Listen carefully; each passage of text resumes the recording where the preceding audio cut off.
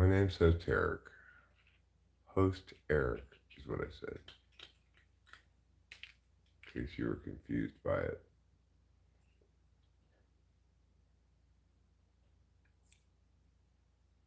Hello.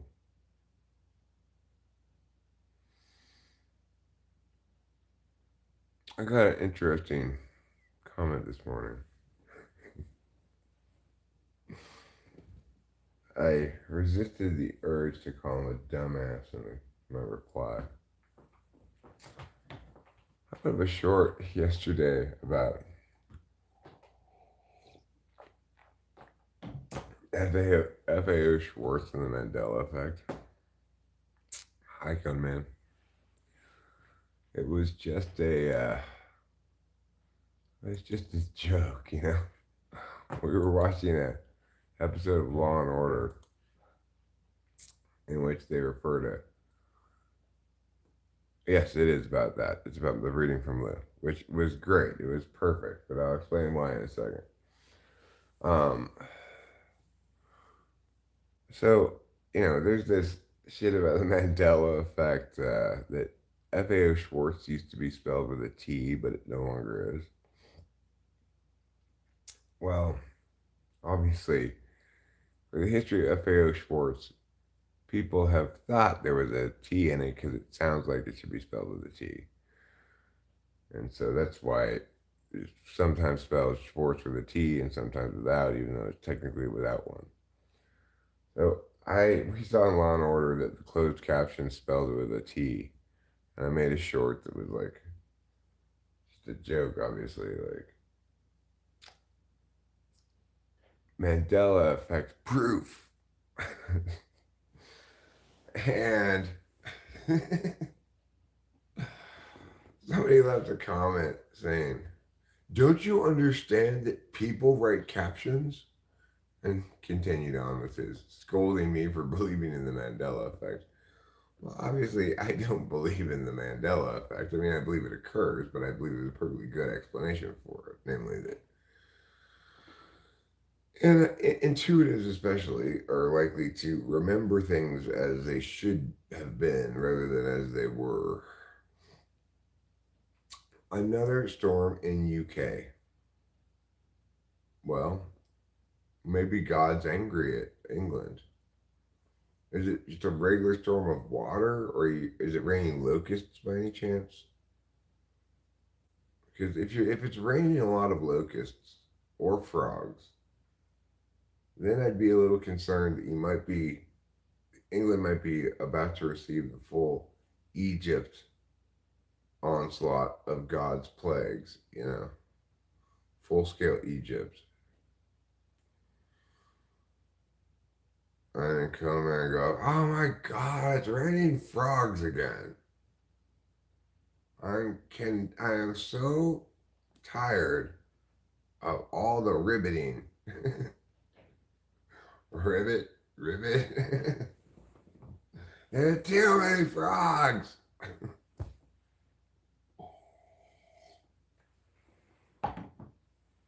So I got up here fairly early this morning. I took a half an Adderall only. Because I'm thinking between now and my typing session at 5 p.m., I'm likely to want to take a little bit of a nap. If I just take a half an Adderall right now, then I'll be up a bit for the morning. But it's very conceivable that I might, crash out for an hour or two in the afternoon. And I want to do that because this evening is a big and busy evening. I got a typing session at 5. As soon as that's over, Rachel and I need to hop in the old car and drive to Merced, which is, a solid hour. Maybe a little bit more than an hour. Probably to get where we're going in Merced, hour 15, hour 20. The open mic that I am going to go play at is one that starts at 7 o'clock. Now, normally, predicated on my experience in LA, I think if it starts at 7, you want to get there at no later than 6:30 because you want to sign up and you don't know how long the list is going to be or whatever. But we're gonna just take our chances by leaving at 6, getting there at 7:20 or something, and hopefully I'll still be able to get a slot in the open mic list. Hopefully it's not too jam packed with open micers, and then I should be able to thereby get on the list and play a few songs or whatever the standard is of this open mic. I've been to enough open mics that I know they work in two possible ways. Either you get to play a set number of songs, like one or two or three possibly, or you have a set number of minutes, like 10 minutes. So we'll have to see what this open mic is like. What are others like at open mic?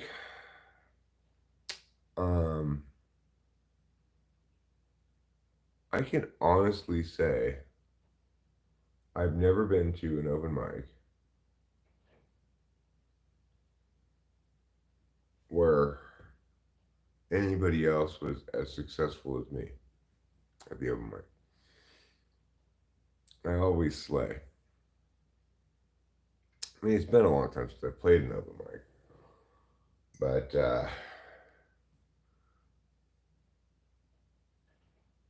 almost everybody who plays music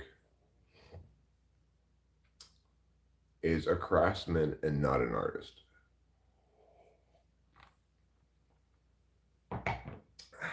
So, almost certainly, I'll be competing against people whose songs are strikingly worse than mine. Well, I mean, I am just reporting my experience, Cone Man. Remember, you're talking about an open mic. That's the lowest level of performance, right? You're going to get people who aren't good enough or developed enough to be in a band and book a gig, right? So it makes sense that somebody like me who's been in a couple of bands and who spent decades writing songs and cherry picking only the very best ones to play live, right? It makes sense that I would be the most successful person at an open mic because I'm playing double A baseball. I'm playing in a double A baseball league when I'm a big leaguer, right? It's not like surprising that I'm the best at open mics. I'm not saying I would slay more than like Johnny or something, who obviously plays gigs where his band plays just his songs and people buy tickets to him and stuff. I'm not gonna necessarily perform better than actual artists, but I'm saying at an open mic the competition is so weak that I'm consistently the best one there. Also, I mean, I'm a pretty good performer and very comfortable on stage. And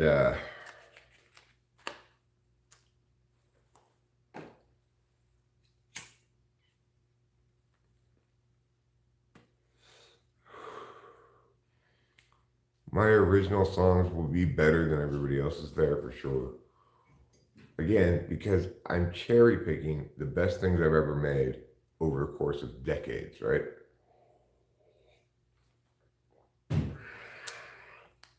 And unlike most people who might be at the open mic, I have the benefit as well of understanding intellectually how aesthetics work. Namely, understanding that you're aiming for holistic universal resonance. In other words, if I hadn't been trained, so to speak, by an INFJ who understood musical aesthetics perfectly, Corey, to understand musical aesthetics intellectually, then my introverted intuition would never have been free to be so correct about my own work. When I say correct about my own work, I mean, again, I've written hundreds of songs, but I only ever play like 10 or 15 of them because that's all the ones that are good enough.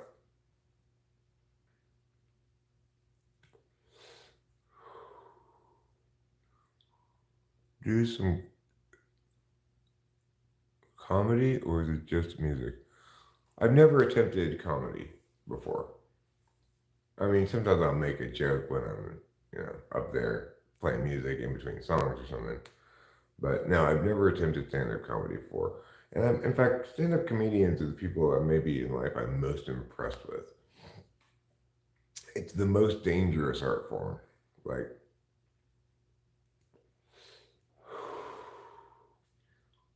it's an art form that intimidates me. I'd like to think I'd be a good stand-up comedian, but I'm scared, basically.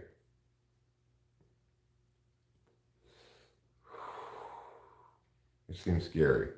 I have no experience with doing stand-up comedy, so I have no idea how I'd do. I do believe I'm funnier than most stand-up comedians. When Rachel and me and Corey went to see this guy at a stand-up comedy place in Ontario, afterwards, we were standing outside and I was smoking a cigarette, and this guy came up with a cigarette, and I was just making jokes, standing there making jokes. It's like I was in the comedy momentum thing that I had been just observing, and got outside, started making a bunch of jokes. This guy who was smoking a cigarette was like, "Man, you should have been the opener for this guy. You were better than the opening guy just standing out here." So that was a very gratifying thing to hear from a stranger.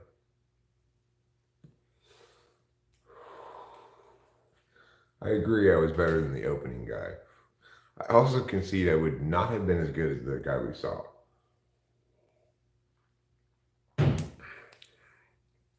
Who, I don't know, must have been an NE-DOM, I guess, but maybe not. Could have been an ENFJ, if possible, too.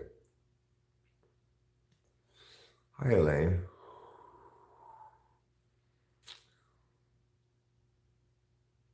Oh, yeah, I'll record it. I'll record the performance.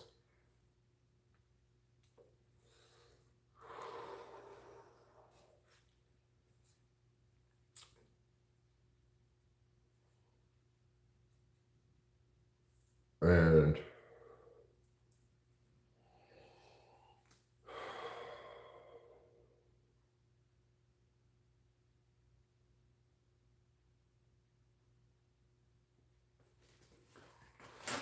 hopefully I'll execute perfectly, but I probably won't quite execute perfectly. I rarely do. Every once in a while, I'll attempt one of my songs and just absolutely nail it. And go, wow. That was like one of the best times I've ever played that song. But, the scope of my mess ups of songs that I know very well is more along the lines of like messing up the strumming pattern a little bit in some portion that maybe listeners don't even notice, but I notice,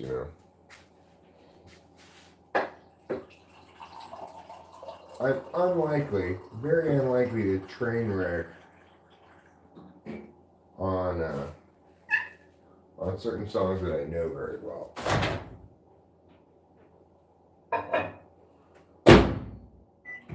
it's always possible to train wreck. If you've never played in a band, train wrecking is when it's just like you mess up so bad that everything just falls into, everything just train wrecks. And you go, you're standing there like nobody's playing the song anymore because you all fucked up.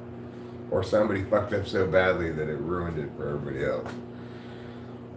So I'm unlikely to train wreck. As long as I don't train wreck, I should slay.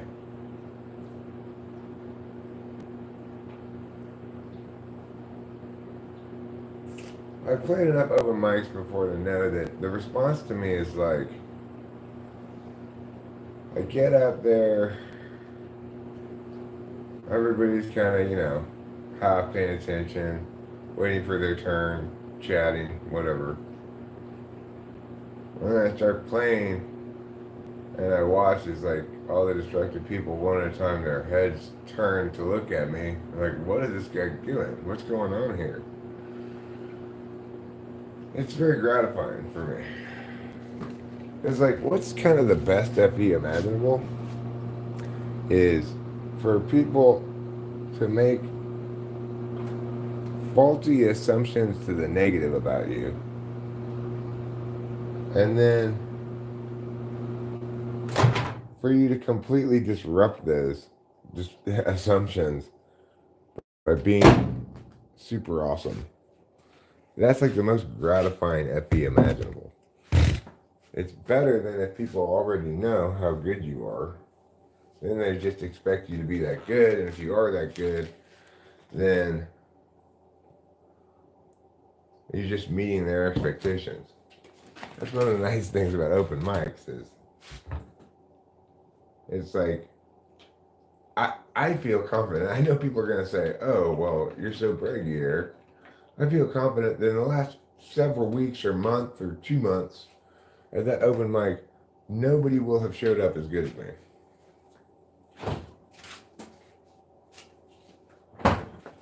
Because again, remember, it's an open mic, the lowest level of performance.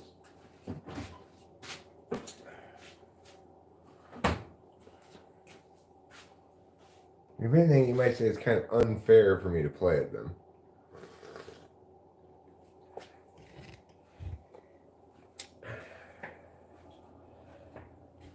On the other hand, you might say, Eric, it's been years since you played at an open mic.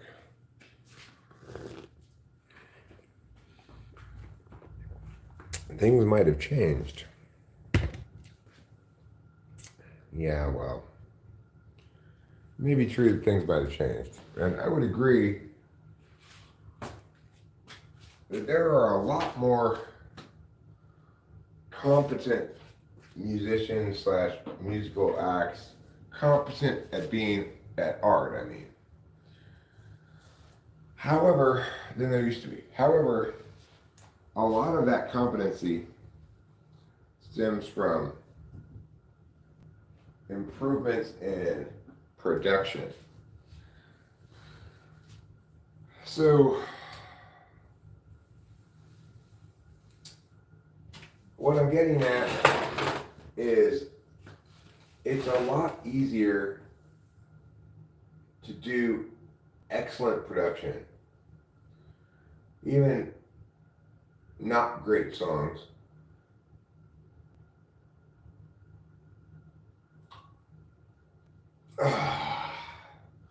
even not great songs can slap somewhat if they're produced brilliantly, But the thing about open mics is that they level the playing field. You're not going to have an opportunity to include a ton of production in your set at an open mic. You've got to succeed or fail purely on the strength of your material and performance.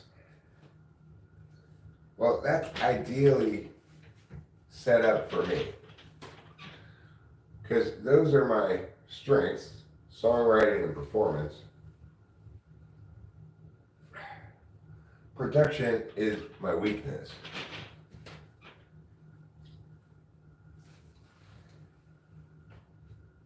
like I listen to well-produced songs all the time, and it's very obvious to me how much more well-produced they are than anything I've ever recorded. Like, I rarely get the bass to sound like what I want it to sound like, all fat and everything, like good producers do. Although that might change nowadays, now that I have an actual bass and I'm not trying to pitch shift acoustic guitar down. That probably would help a lot. But I haven't really recorded anything since I got that bass.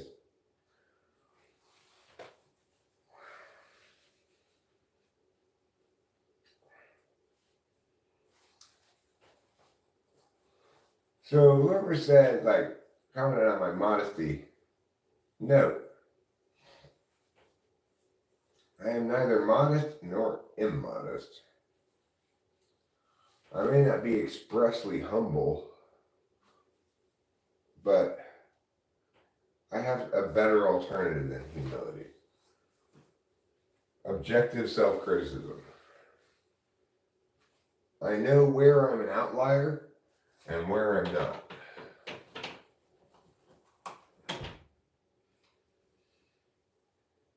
And that's a skill very few people have.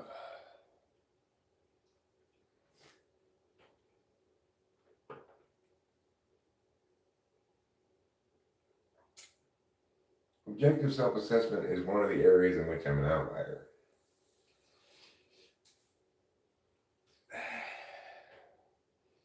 And, I don't know, 4 or 5 years ago or whatever, I made a conscious decision to jettison false modesty. So, if I'm talking about something I'm not good at, I'm going to be very objective about that. If I'm talking about something that I'm just good at, I'll be objective about that reality too. But the hardest thing to accomplish for me was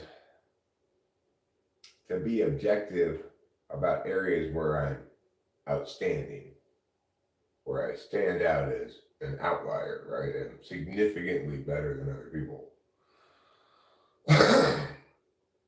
Not absolutely everybody, maybe, but the vast, vast majority, right? That's a tricky one to be honest about.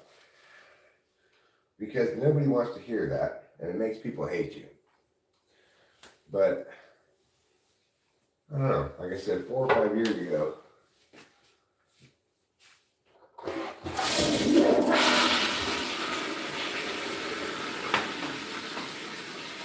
I determined that it was like the last area of self-dishonesty in me. And I wasn't going to tolerate it any longer. No, Eric, you can't just be honest about shit that you suck at. You have to be honest all about everything.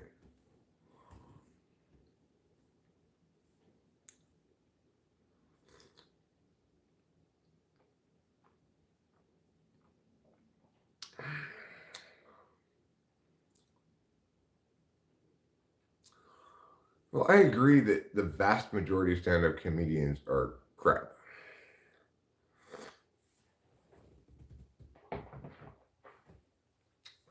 That's true of every art form, really. Art's the toughest gig of all, really, It is the toughest gig of all because, unlike, say, competition stuff that's directly competitive, you can't advance in art by being better than a succession of other people.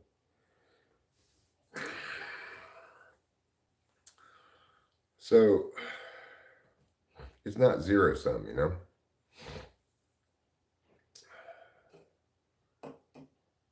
The thing about art is to be successful, it must like hit on the level of where we are at the moment in the progression of this art medium. And then it's got to prove itself to be timeless from that point going forward. So, in other words, good art has to be both relevant to now and relevant forever. And that's a tricky thing to pull off, right? Very tricky thing to pull off.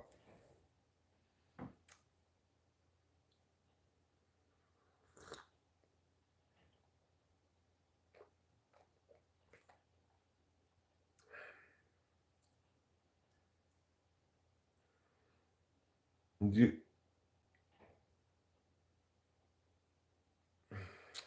do you choose to go the hard path if it's true for you, even if you could be shady or fool yourself with an easier one? I mean, for me, it's not about path choice, really, right? It's about word choice. So, if I'm talking about an open mic, we're not doing readings. I'm about to start talking about the reading I got from Lou yesterday, which was pretty great reading because it was exactly what we needed to hear. So I asked her for a tarot reading regarding this income property we're purchasing, how it's going to go, etc. And we got the most disastrous cards. We got the Three of Hearts twice. That makes heartbreak.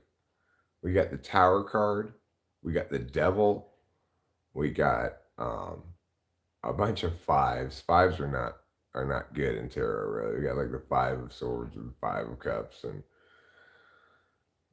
and we did get a couple of star cards in there as well. That was another card that showed up a couple of times in Knight of Cups. But overall, if I were to read that tarot reading as a prediction of the future, I would be terrified of what's going on if I thought that. But what I really think about it is, it's exactly what we needed to hear. What I didn't need to hear was reassurance that everything was going to go perfectly. What I needed to hear was there's going to be lots of problems because ultimately it's hard to imagine me having too much caution or concern about things that might go wrong when dealing with this kind of thing. Whereas to be reassured that everything's going to go smoothly would not be really very helpful to us, you know.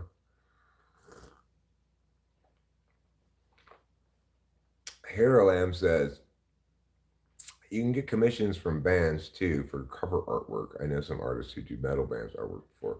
And once again, you get that ball rolling. You have a thing to show potential other bands, like, "Hey, I did this work for Becca." Yeah, well, I mean, if I was a visual artist, that would be a great strategy. I am objective about my abilities as a visual artist. They are like, third grade. When I draw a picture, a third grader could easily have drawn it. Are taxes high out here? Yeah. I mean, this California state taxes, like all state taxes, are dramatically lower than federal taxes.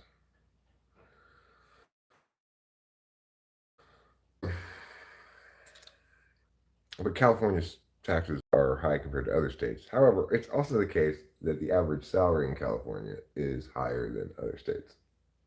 So, yes, California has a higher cost of living than probably any other state in the union, but except Hawaii.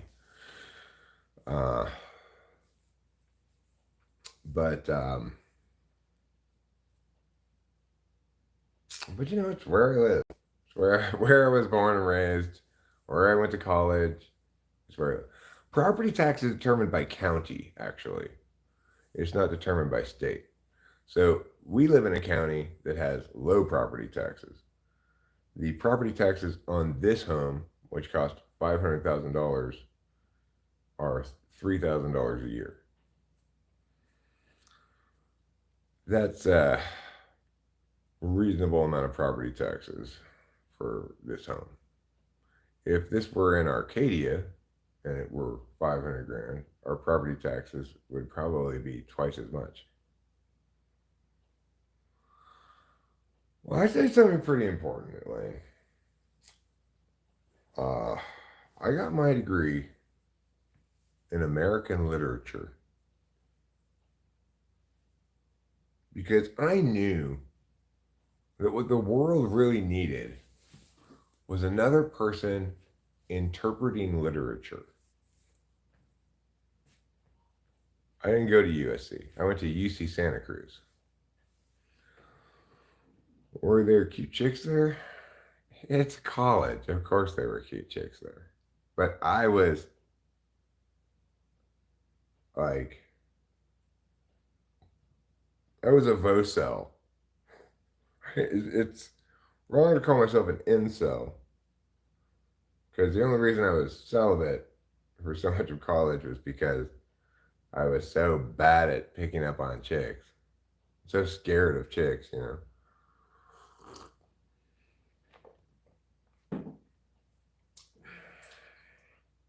So yeah, there were a lot of hot sluts in Santa Cruz, and I didn't fuck any of them. Yeah, blah, literature, really? Exactly. Talk about a dumb major. Okay, you got your English major. Now you can get jobs that require a BA. Ooh, wonderful. The crazy thing is, I graduated college with an English major, but I did not actually learn English grammar until years later when I had a mentor teacher, Mr. Samuelson, who taught me sentence diagramming so I could teach it. You thought ENTPs were good at socializing? I had a rough time in college. I'm not sure exactly why. A lot of factors, I suppose. But I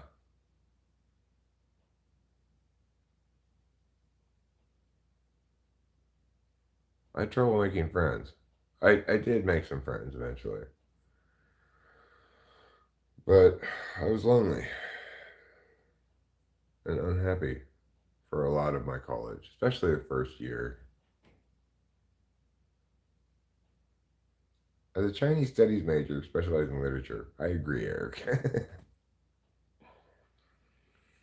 I mean, I'm good at socializing now.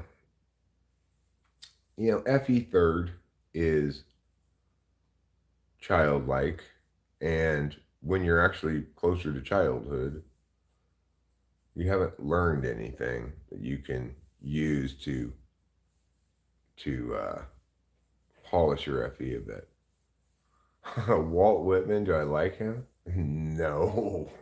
Oh God. Oh, talk about an ENFP. That's no offense, ENFPs, but do I contradict myself? So I contradict myself. I am large. I contain multitudes. Can you please contradict yourself somewhere else, Walt Whitman? Your leaves of grass are putting grass stains on my clothes. I hate Walt Whitman. He's horrible.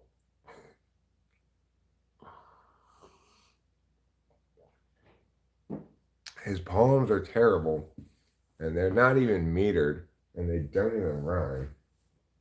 Just get the fuck out of here with your arbitrary self fart smelling bullshit.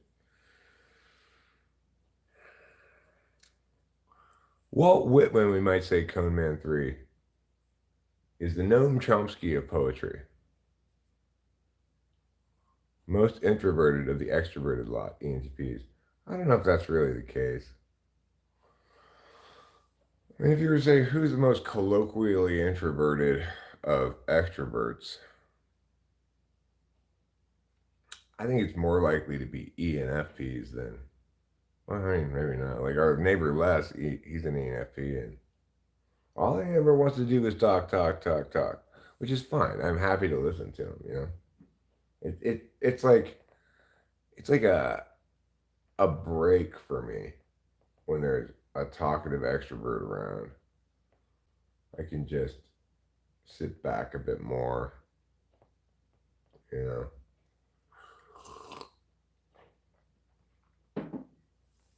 Like, when Rachel and I go visit Delilah or sit down, have dinner with her or something,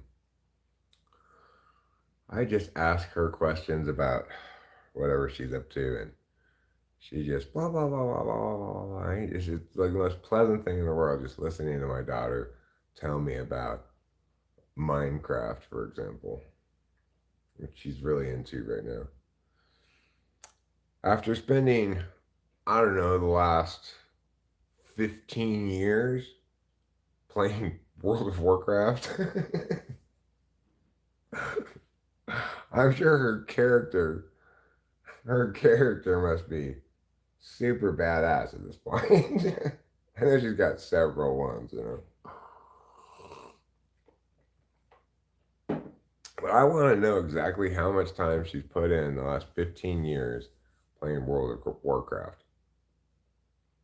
I'm guessing it's got to be at least like, of those 15 years, a solid 2 years of them have been just playing World of Warcraft. Maybe even more than that. I would agree. Ruben's actually quite introverted in his affect. Uh, but, here's if you want to change that, all you have to do is get you and one other person to hang out with Ruben and subtly suggest to him that he's being too shy. And then those darting eyes that look at everybody who speaks as soon as they speak will go, oh shit, I better make sure these people are happy by talking more. And then blah, blah, blah, blah, blah, blah, blah, blah, blah. And that's how you get Ruben to be more extroverted. You just convey to him without saying directly that you're disappointed at his lack of extroversion.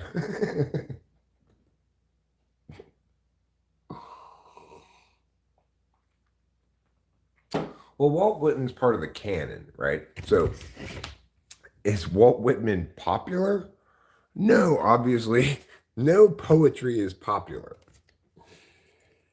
But is he part of the literature canon so that he gets taught in school to everybody who takes English literature? Yes. And one of the reasons why he's a, a canon figure who continues to be relevant in colleges is because there's plenty of indication in his poems that he was actually a homosexual. Right now, and starting back when I went to college in Santa Cruz, which was like the birthplace of all the wokest bullshit.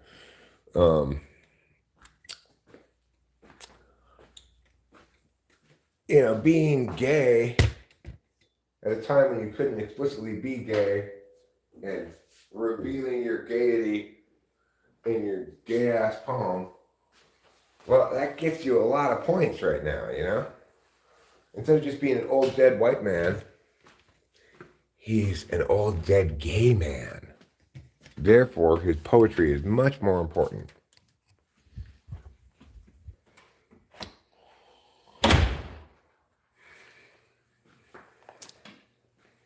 I mean, he never says in his poems, like, I am gay. But he talks about, like, the shirtless bodies of these young men getting sprayed by the water. It's like ultra gay. I was like, okay, quit getting up your palm here. I don't need to hear about you and your obsession with shirtless men. Walt Whitman. Whoever said Walt shit, man, kudos to you. That's exactly what he should be named. Walt Shitman. And his poem should be called Leaves of Ass.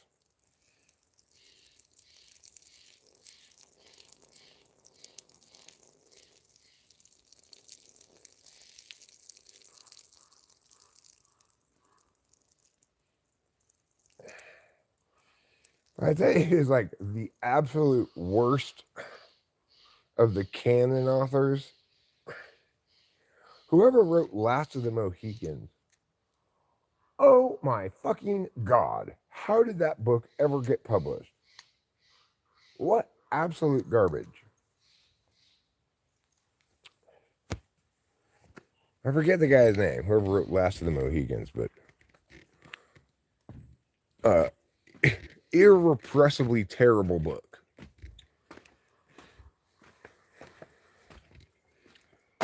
You know, he wrote that book because he was reading some other book that was bad, and he said, I could do better than this. He may have done better than that, but that's exactly what reading his book made me think. Like, oh my God, I could do so much better than this. And I don't believe myself to be a good book writer, like fiction anyway. I don't think like, oh, I'm a great fiction writer. I'm not.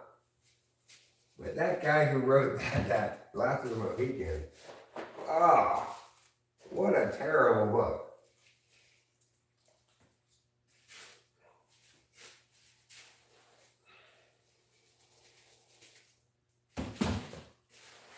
And it's like,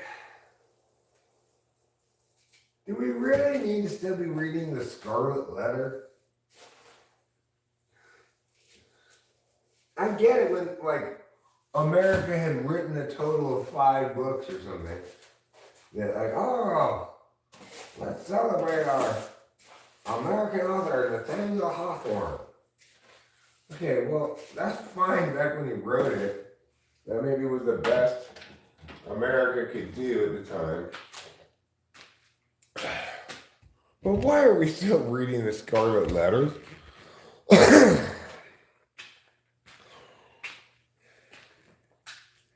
It's better than that Last of the Mohicans, that's for sure. But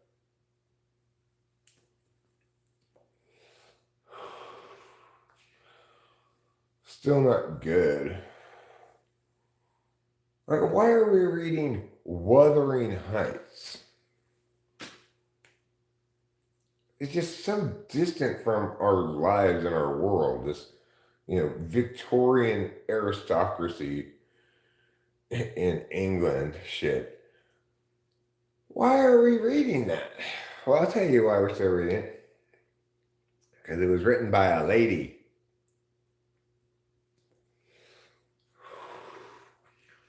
And even Ghostbusters and Ocean's 11 have to be done all ladies now.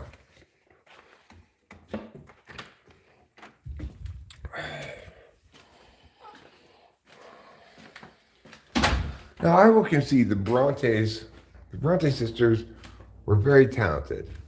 I'm just saying, literature isn't like music. It's not totally timeless when it hits. Maybe Shakespeare slapped so fucking hard back in the day, right? But it doesn't slap anymore.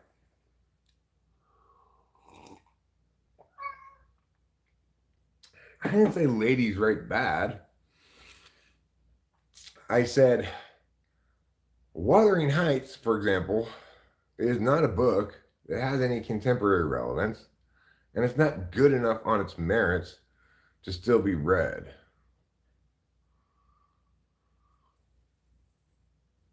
You think Jane Austen slaps? Well, I've never really read any Jane Austen, so I don't have any opinion about that. It's girl stuff, I'm not denying that you can be a master of girl stuff and that slaps for people who like girl stuff. And that's perfectly legitimate. I'm not denying that at all, okay? And it does seem to be that Jane Austen has some of that timeless resonance because chicks from the beginning of when Jane Austen wrote it to today still swoon over Jane Austen books. she's obviously doing something right. I've never read it, but she's obviously doing something right. But the Brontes, what I'm getting at is like living in this English manor and being one of the British elite and having parlor room dramas of sorts, that just doesn't resonate with contemporary people at all.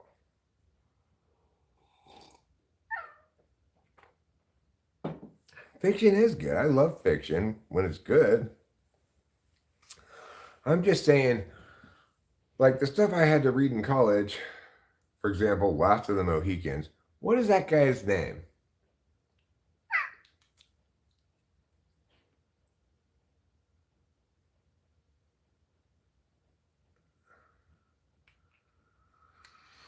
I read a fictional serial killer thriller novel like 10 times when in jail because nothing else to do. Do they not have a lot of books to choose from? It's like they just have like 3 books or whatever to choose from. I think if if we are a civilized society, we allow prisoners to read as many books as they want. You know, they're already being punished by being kept in jail. James Fenimore Cooper, exactly. I'm surprised I forgot that name. I can't count the number of times that I cursed him for his terrible writing while reading his terrible book. Lou, hello, good morning, and thank you for that wonderful reading. I'm not a big believer in future prediction, but I am a big believer that the tarot will tell you what you need to hear. The tarot's like that lady in the Matrix. She doesn't necessarily tell you the truth. She tells you what you need to hear. So what Rachel and I needed to hear was curb your enthusiasm. You know, go in as a doubting Thomas and be like, I'm still really skeptical. What could possibly go wrong here? I saw that Tower card and 3 of Hearts. My mind went immediately to this septic tank problem.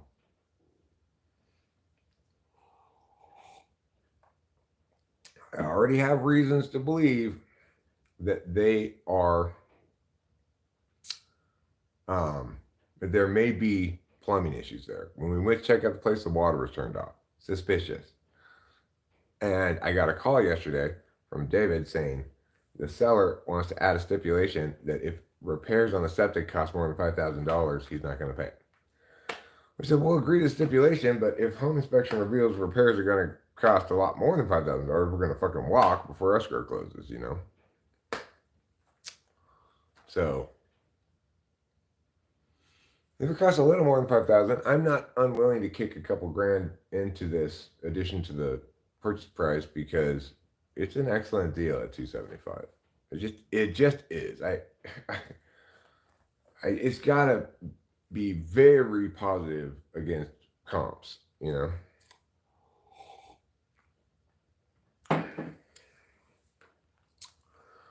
But anyway, what we needed to hear is, all right, Eric, curb your enthusiasm. You are like, hey, this is all going to work. It's going to be great. It's better for you to think there's a tower card around every corner because that makes me diligent about checking things, you know. So I appreciate the tarot read a lot. Rachel and I both appreciate it. We talked about it a lot as we watched it. In fact, I didn't mean to, but Rachel was asleep upstairs, but I had no reason to believe she was asleep because I could hear her phone playing something in the background, and her door was open and her light was on. So I just hollered up there, "Hey Rachel, you want to watch this tarot thing with me?" She was asleep, but she got up, and she came down, and we both watched it, and she didn't regret getting up at all. Magma Power says, hello, can I tell you something? You look cool. Well, thanks, Magma Power. In this case, looks aren't deceiving. I am cool. Maybe I'm not as cool as James Dean. Sure. Maybe I'm not as cool as Steve McQueen. Sure. Those are a couple of history's coolest guys. Who's another super cool person? Well, Johnny in the contemporary milieu. Jawny, Johnny. He is as cool as you get, really. I'm not nearly as cool as he is. Prof is also very cool, although annoyingly so a little bit. Like Johnny's INFJ cool, so he's got all the FE shit down.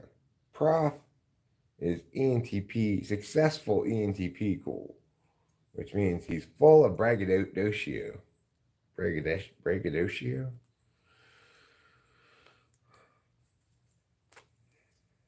Like in his most recent video is called Ego Therapy. And he's in like a rehab center to make him more humble.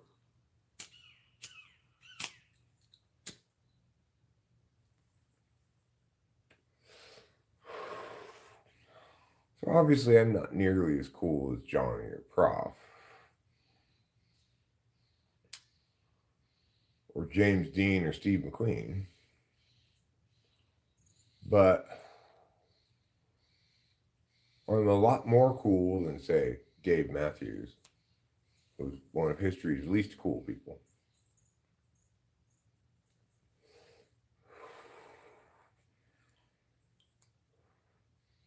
You know you're not cool when you're convinced you're a genius and you've never made anything better than D- level work.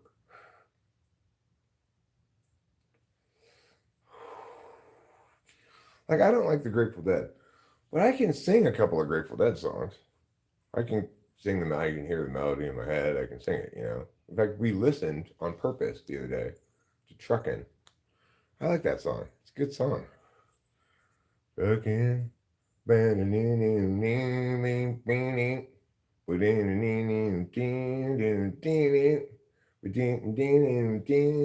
I just keep trucking on.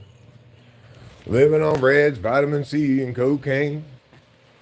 All you can say is, baby, ain't it a shame?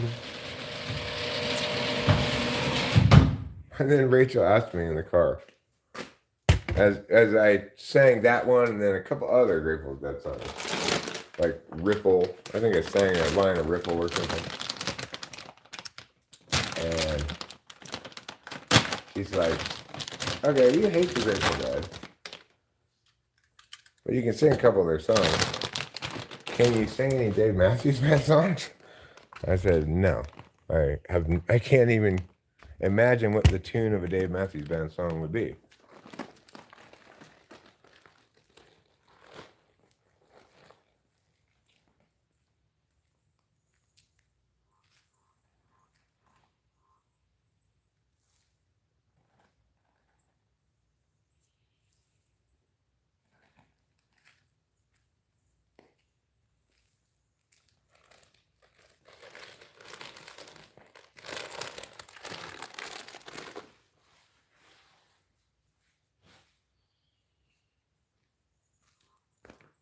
Because Dave Matthews Band songs aren't songs, right?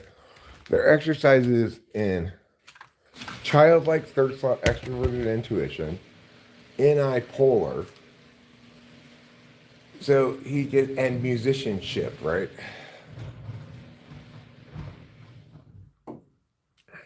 Dave Matthews Band is basically a jam band in which every member has a terrible aesthetic.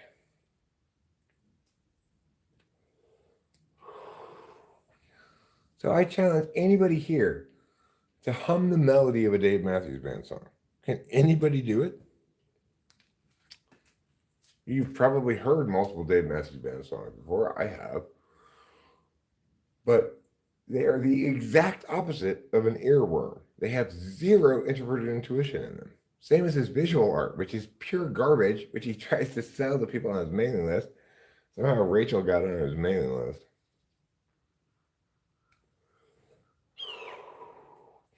He's the Bill Walton of music.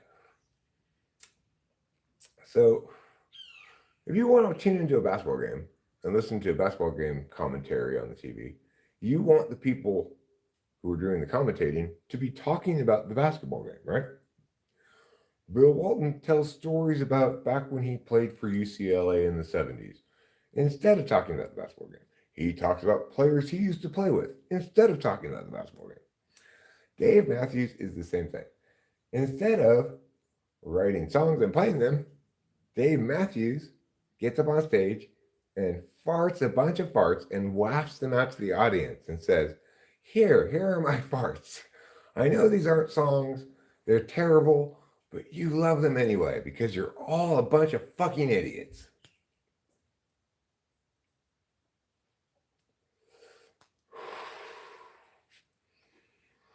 Of course, Dave Matthews Band doesn't think his audience is idiots. He wholeheartedly believes that he's some kind of a genius. He's a genius at TE, at turning anything into a successful business. Even just pooping on stage musically. I knew an ESFJ in Alcoholics Anonymous. We were tight. And he had spent like 2 years previously in his life traveling, following the Dave Matthews Band around. And I remember seeing Dave Matthews bus drive by him waving, hoping Dave Matthews would wave to him.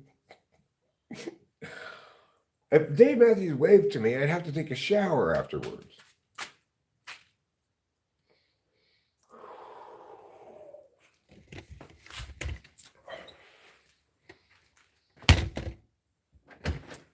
I don't want to be any witness, party, or anything to do with ESTJ aesthetic carnage. That's all they can possibly do aesthetically is create carnage. That's third slot extroverted intuition with no FE, right? Just abject carnage aesthetically. Lou cannot remember a single song of his. Harold says it's very unsexy music. Winston's mom says, I don't know any songs from the Dave Matthews Band. Harold says, Touch of Grey is good. Can you sing it? Or is it a Grateful Dead song, maybe? So Cone Man has kind of a big thing going on. He applied for a patent today for a hi-fi component support technology to reduce vibrations. That's great. That's amazing. Wow. Good job being an inventor. Which is another thing we should point out. Sometimes ENTPs are called the inventor type. We are not inventors. I did one time,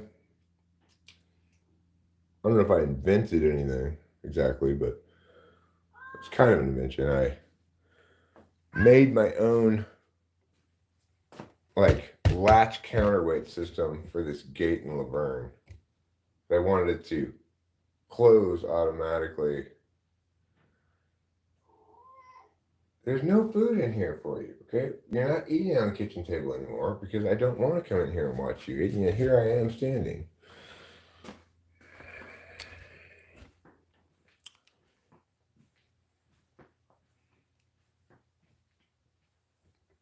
Right, sure, I invent plenty of words too, but I don't invent actual inventions very much. And when I do, it's just like a solution for something, Not really a true invention. Like, I didn't invent counterweights, but I was very surprised at the fact that I was able to get it to work. And that it did work as I envisioned it. I was shocked because I'm terrible at shit like that. The other thing that shocked me in Laverne, one thing I will say about Laverne is it really stretched me into stuff that I'm not naturally good at. And the most impressive thing I did in Laverne, maybe one of the most impressive things I've ever done in my life, considering it was such an accomplishment and something that I'm not naturally good at, is that chicken coop I built in Laverne. I built like a little house that you could stand up in out of reclaimed wood. Now, granted, I started with a foundation already there. There was this concrete found like slab. Um, I don't know what had been there before, but it was nothing on it. So I didn't have to do any foundation work. But that chicken coop that I built, which was, like a small little house, right? You could stand up in there, you could walk, you had windows that had chicken wire on them that had boards that you could close to make it if it got cold. It had a slanted tin roof, so the water just went right off of it. And we had a huge winter that winter. And the chickens were warm and toasty, not a drop of water got through or anything the whole winter in that chicken coop. Yes, the Officer Red died. Chickens die all the time. I had to kill one of them because it was suffering. It was so sick. I chopped its head off with a pair of loppers. And I didn't feel bad about it because I was putting it out of its misery. It was definitely going to die anyway. But um, it's like the time I killed that mouse in the garage. I don't mind killing things that are suffering and are going to die. It doesn't make me feel bad. But because I feel like I'm doing the right thing. Like when the cats had maimed this mouse such that it was like trying to get away with his front legs and his back legs weren't working. Just put it out of his fucking misery already. Goddamn cats. I hate seeing suffering. I hate it.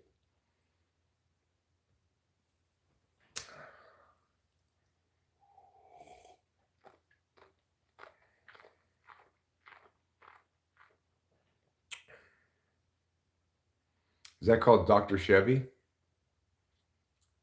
When you run them over with your car or what? Name a soccer player for an edit. Well, you're not playing soccer anymore, but the one that comes immediately to my mind is Landon Donovan. I could say like Ronaldo or Lionel Messi.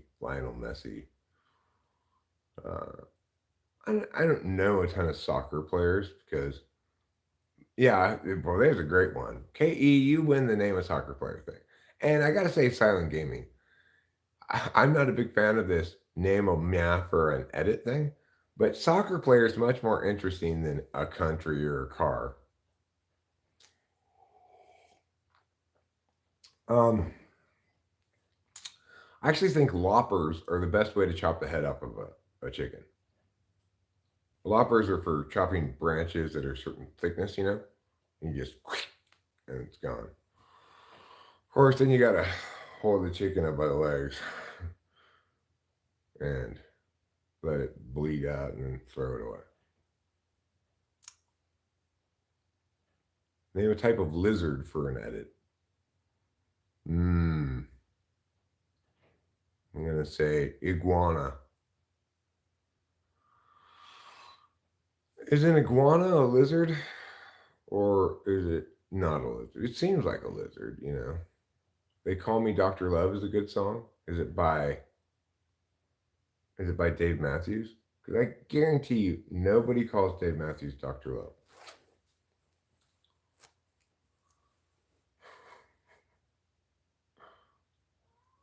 All I do is win, win, win, no matter what, says KE. Good for you, KE. I am a headless chicken inside my own head, but how can that be? I don't have a head. Well, you only don't have a head inside your own head. Outside your own head, you do have a head. It's just not a chicken head, unless you are a chicken head. I get the feeling KE is not a chicken head. Does everybody know what a chicken head is?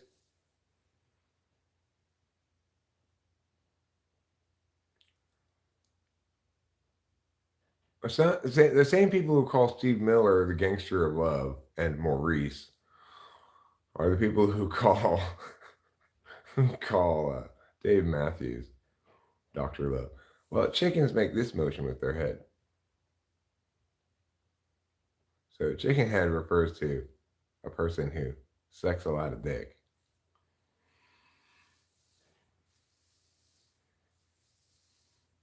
So if somebody calls you chicken head, KE, they're insulting you probably. Corey told me about how this is a long time ago. He was working at I don't know where, and he started getting the habit of referring to his coworkers as chicken head, and nobody knew what it meant. And then other people started using it too and started calling each other chicken head. And he's like, I probably should tell you what this means. I could have lived my life without that knowledge. Now I feel burdened with it. It's a Gene Simmons song, not Dave Matthews. Okay, well, you can understand my confusion here, Lam, because you threw in a Gene Simmons song um, in the middle of a discussion of Dave Matthews and who was the other one we were talking about?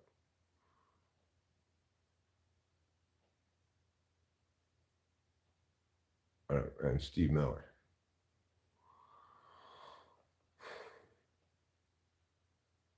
Yosemite. The San Diego and Sierra alligator lizards are almost as common as the Sierra fence lizard. However, their habit of hiding under rocks and logs during the day makes them much less obvious.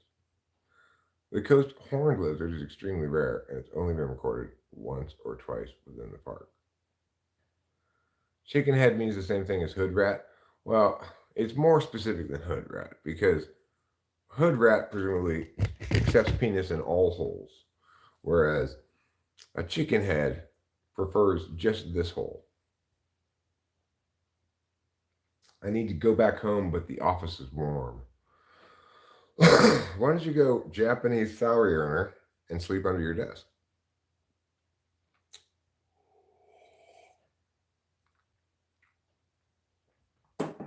Yeah, I love that meme. Maybe I can find it of Steve Miller on stage singing "Some Call Me the Gangster of Love," and the other band members all thinking in stock clothes, "Nobody calls you that."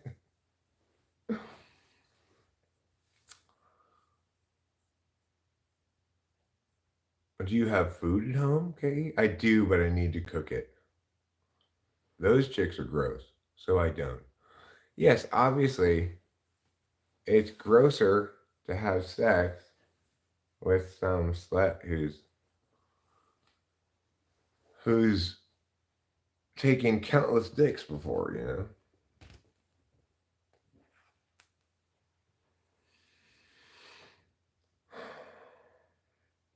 The cavalcade of penises that have traveled in and out of all of your holes, lady, make me feel unsafe. Just had a draining day where I discovered that my new boss is actually not that great at his job. Shocking. What you'll discover when you get to top management level is that everybody sucks at their job except for you.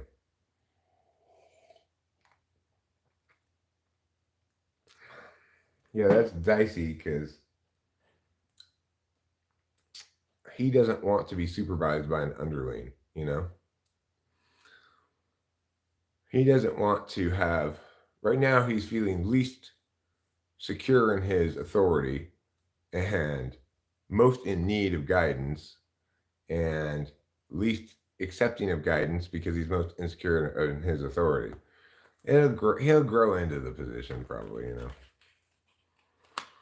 I think the key thing management needs to have, upper management especially, is a recognition of the fact of when, how, and where they can learn from others beneath them, you know? Like when I hired Scott Wheeler as my assistant coach, I realized very quickly that he knew a lot more about debate coaching than I did and about debate. He had debated as a serious, like, top level debater in high school much more recently than I had. And he had kept and organized everything because he's an ESTJ. So, what did I do? I picked his fucking brain and learned everything I could from him. Because I may have been the head debate coach, he was an assistant debate coach. I may have been the director of the program, he was somebody I hired. But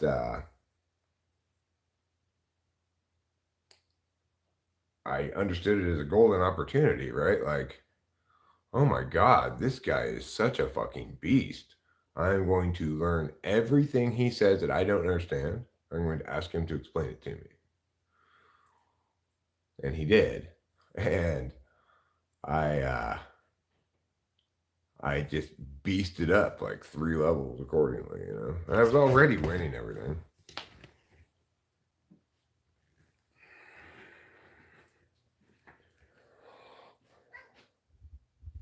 Jeremy Fix, did you watch the Diana Days videos? I was wondering if her INTJ is actually an ENTJ. Well, we don't know what he is at all, right? But we do know that he's a douchebag. We know that for sure. And we know that KE and I don't like him at all. We know that for sure.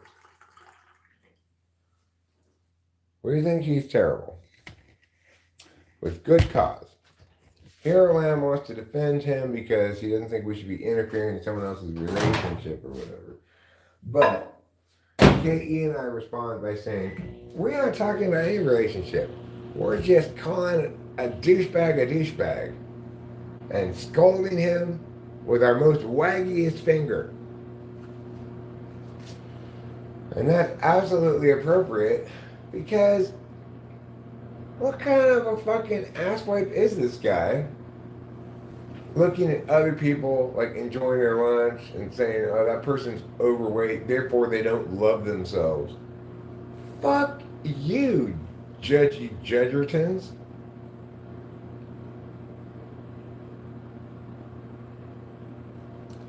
I mean, talk about frame locked. It's like, yeah, smoking's bad for me. That doesn't mean I don't love myself. It means I don't make every decision based on long-term positive outcomes. And that's okay. It doesn't represent a lack of self-love or something.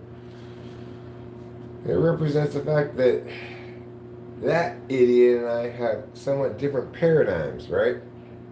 Him projecting his body insecurities onto the world is just fucking garbage beyond anything the garbage man would even take away. He'd say, I'm not taking this garbage. It's too gross. I don't care what type he is, right? It's not acceptable behavior for any type, and unacceptable behavior that's universally unacceptable is generally not explainable by type. The guy's probably got trauma in his background or something like that, or unhealthy, or just a scumbag or whatever, but I would hate to say to any type that guy represents you. No, that guy represents his own asswipery and nothing else.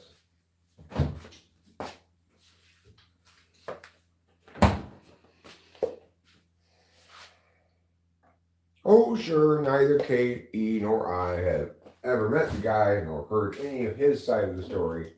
But I don't need to hear any side of the story when somebody's guilty of body shaming. It's always wrong, never acceptable.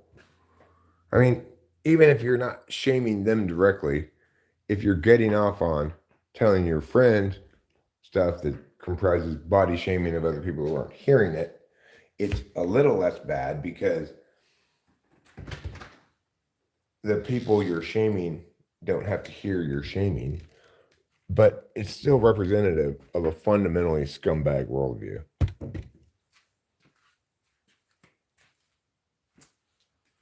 That nobody can deny.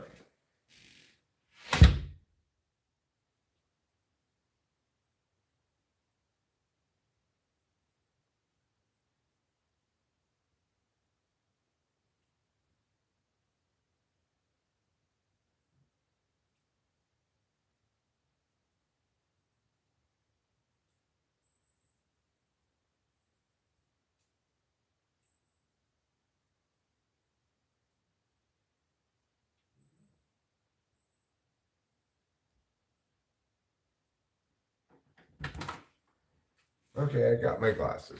For a second, I couldn't find them, and I was gonna say, "What the actual fuck?"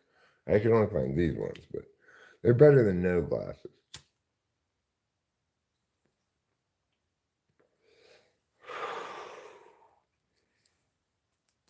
So yeah, we really told that guy a thing or two, me and KE the other day. We gave him a stout and resounding scolding that he richly deserved.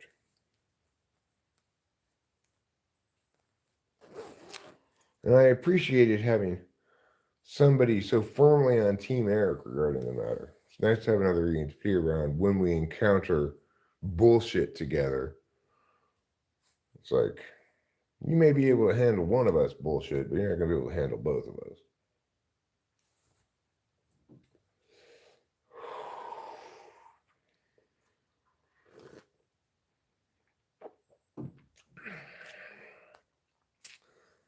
So anyway, I don't really care about whether Diana Day stays with that guy or doesn't or whatever, gets with them or whatever. What I do care about is having the opportunity to see him and shame him. Because people who do bad things need to be shamed. It's the only good solution for people who do non criminal bad things.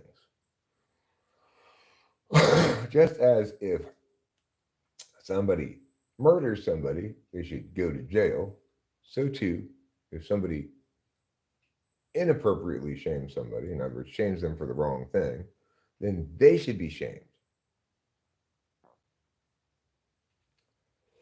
for that.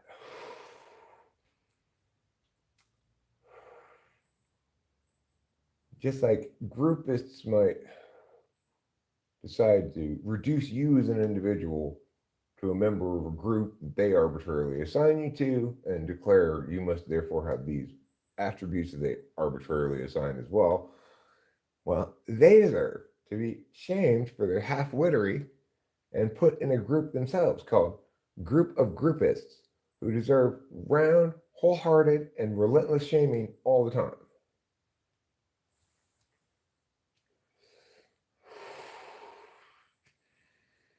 And that's one to grow on. You know, character's easy when you are objectivist and not SE. Then character's easy. I'm very unlikely to do things that are bad because I'm much more likely to miss my opportunity to do something by deliberating too much.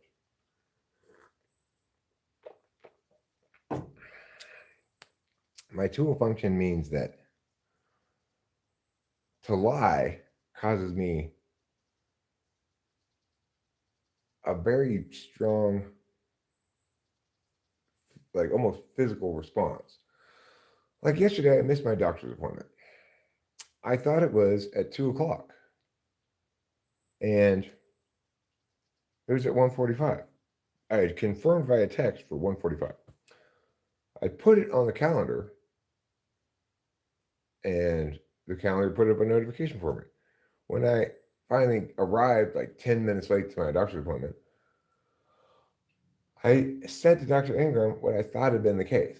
I guess I put it on the calendar at 1:45, but my finger slipped and moved it to 2 or something. That's my only explanation for why I thought it was 2. But then after that conversation, I looked at the calendar, Rachel looked at it and told me, no, it's actually at 1:45 on the calendar too. So now, when I do meet with Dr. Ingram on Thursday, what's the first thing I'm going to have to do? Because I'm TI Tool. I'm going to have to correct myself about the calendar and tell him I was wrong when I said that I had put it on the calendar at 2. It was on my calendar at 1:45 as well. I just wanted to issue that correction. I know it's not relevant to anything, but I hate lying. You know, in that instance, I wasn't lying exactly, but I was positioning something that I didn't know for sure as something that I did know for sure. So it was not honest, you know. It was. I suspected that is what had happened, but I told him that that was what had happened, and it wasn't.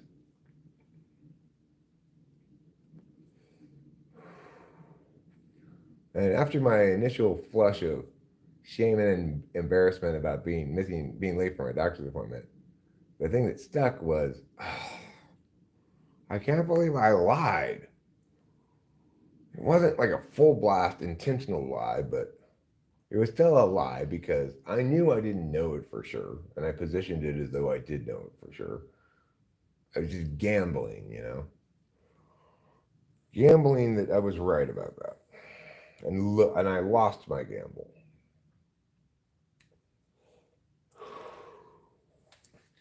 Maybe most people correctly would not give that matter any further thought.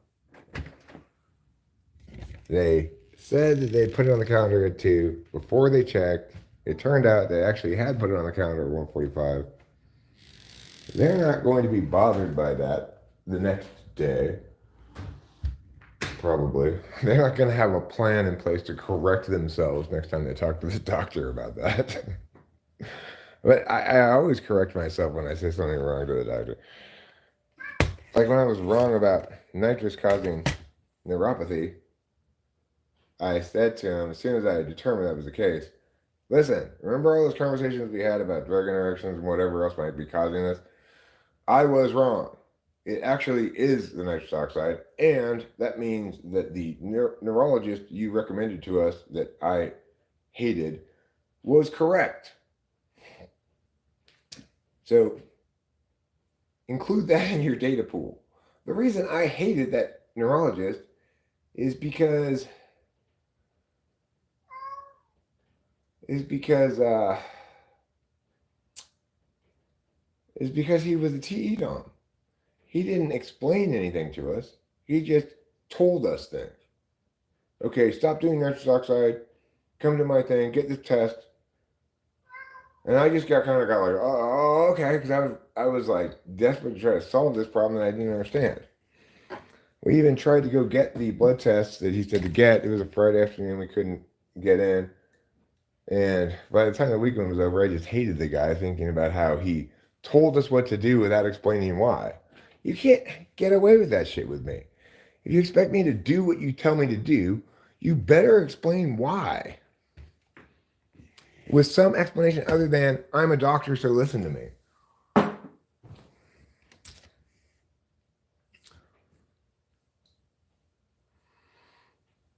I don't think every answer to a question can give information related to type. Absolutely. 2 plus 2 equals 4 gives us no information related to type. But we can be informed about that statement by understanding the type of the person saying the thing and the person hearing the thing. Most people want to be an intuitive instead of a sensor. I mean, I think most people in the world don't give a fuck about typology at all. But among typology enthusiasts, you've got several kinds. Actual intuitives may go through a brief period where they like the fact that they're a certain type, I suppose. I didn't have that experience, but I think most actual intuitives will tell you being an intuitive is to be configured poorly for the world. I think most actual intuitives find life an incredibly challenging struggle, whether it's because they're SE polar or because they're SE8,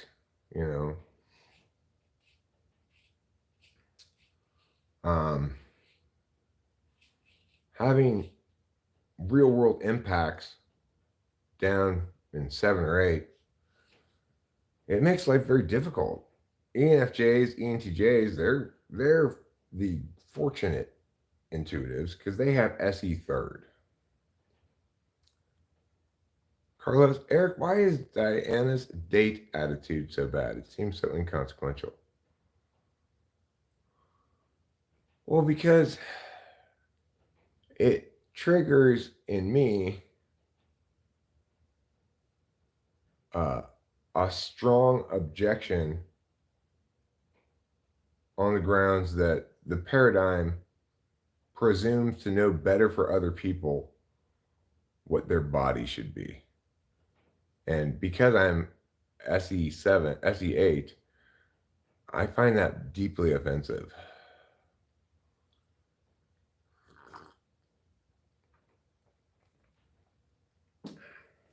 Well, not necessarily.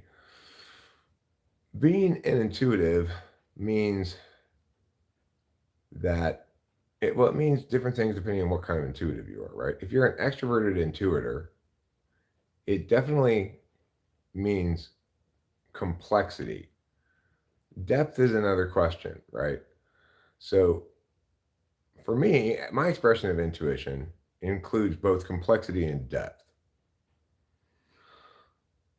But say an INFJ's intuition might express as depth, but is not likely to express as complexity.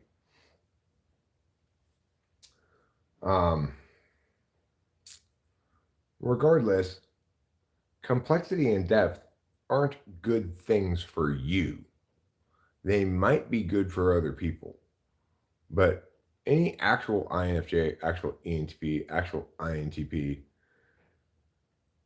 actual INFP, if they're accurately reporting, they're going to say, being an intuitive sucks so much ass.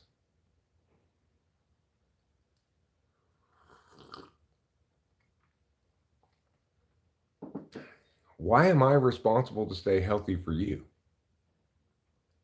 Isn't it my body? Don't I get to determine whether I want to stay healthy or not? Where does this responsibility come from?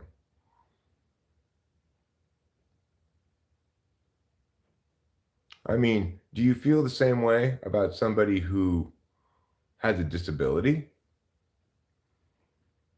They've been irresponsible about their health or some regard.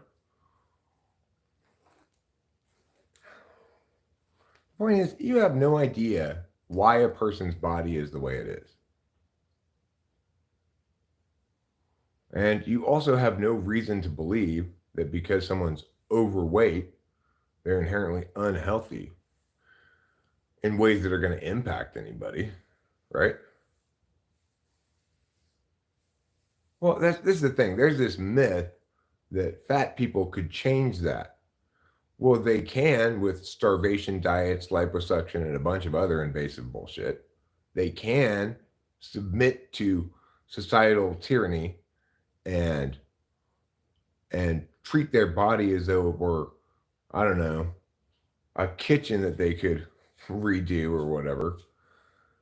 Well, that's just indicative of why it's so fucking horrible that people presume to know what other people's bodies should be like.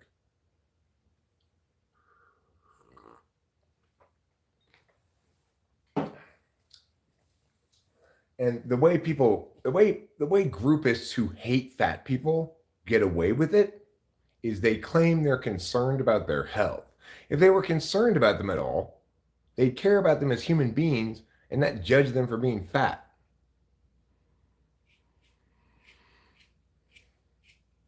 Not for you, Carlos Paeva.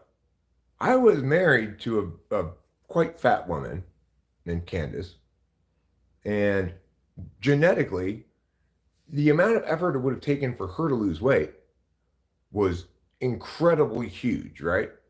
So you think maybe for you it's easy to go up and down in weight because maybe you've got that kind of metabolism. It's easy for me to stay skinny. I can eat whatever the fuck I want and never gain any weight. So if I'm an idiot, if I'm a complete fucking moron, I project my experience onto those other people and say, why can't you be skinny like me? Well, because their body's not mine.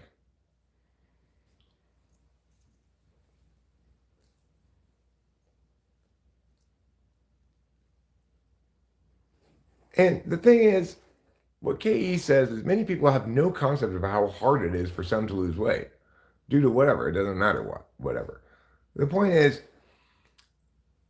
what you're saying is that your opinion about whether they're healthy matters more than their decision about how to live their life. So if enough ontological assault had been directed at Candace so that she was compelled to do whatever it takes to get skinny, she would have been running miles every day on a starvation diet, just change her life entirely. And that would have been great if she were a fucking retarded TE Dom, right? Because then she would have had a goal. G, goals. O, only goals. A, always goals. L, love goals. You know, most of us don't have the capacity to turn over a new leaf at any given moment, change our embedded habits and stuff and ways of being, in order to meet somebody else's fucking expectations about our body. It's insanely presumptuous.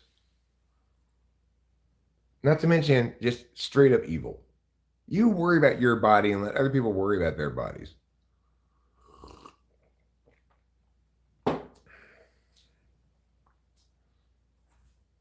So yeah, this is the kind of stuff that that makes me the best person on YouTube. I am absolutely 100% correct about this. Well, Carlos Paiva, you're the one who says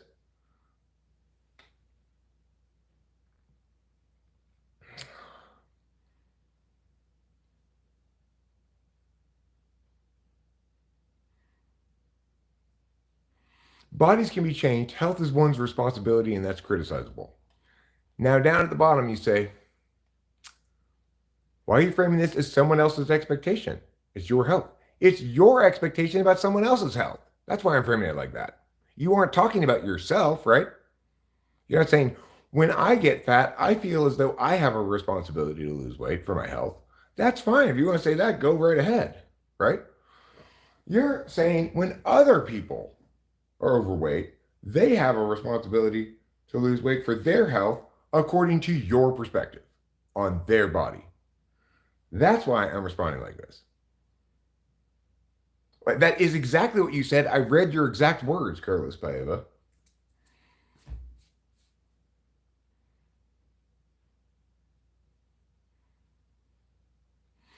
This, that, fuck shit, buck shit, so drunk I can barely function. What bitch, blood drip, fuck around and you get your cunt licked? Millions dead. Off the song Fucked Up by Death Tour. Okay. Well, but you're determining what's best for them and the people around them. That's what I'm objecting to, Carlos. You don't know them. You don't get to determine what's best for them. Just because it's not as healthy to be overweight as it is to be thin doesn't mean everybody has an obligation to be thin. It's also not as healthy to sit here and live chat in this live stream as it is to go jogging. That doesn't mean you should go jogging right now. Not every decision needs to be made on health grounds.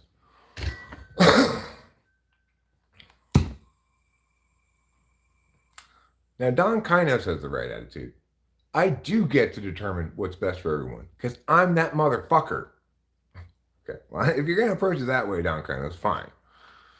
I appreciate your boldness.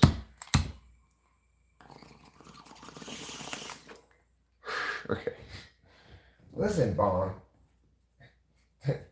You are erring in two directions, two opposite directions. You either need to do one thing. You need to let me pull this bowl properly. That last bowl, I packed it, I lit it, and it just all went down into the water. I didn't get any smoke out of it. Normally, when I smoke this, it clogs and I can't pull through at all. Just you need to stop being so cloggy and yeah.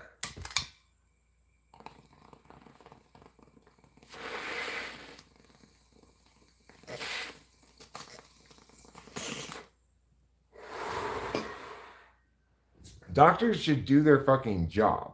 If I go in there with a problem that is like, oh no, I have diabetes, then fine. The doctor should say, you should lose weight. If I go in and say, I have a cold, should not comment on my weight at all. Is there a single fat person in the world who believes that being fat is healthy, who is not aware that losing weight might be good for them? Is there anybody in the world who's fat who is oblivious to the fact that they're fat, thinks they're extremely attractive and that everybody approves of their weight. No, because the world is full of fucking half-witted fucks who convey to them in many different ways that there's something wrong with them because they don't like their body. Those people can suck it. Bunch of fucking chicken heads. You be cooking up beats and bars and popping off now? Well, that's good. Nothing's quite as satisfying as getting creative work done. My point is something a person and a doctor should evaluate and not up like a rando down the street to get some superiority kink off topic, talking shit on other people based on arbitrary stuff. Wonder point, KE, wonder point for being absolutely 100% correct. Look, if you go to the doctor and you have a medical problem that specifically links to your weight, then and only then should the doctor comment upon your weight.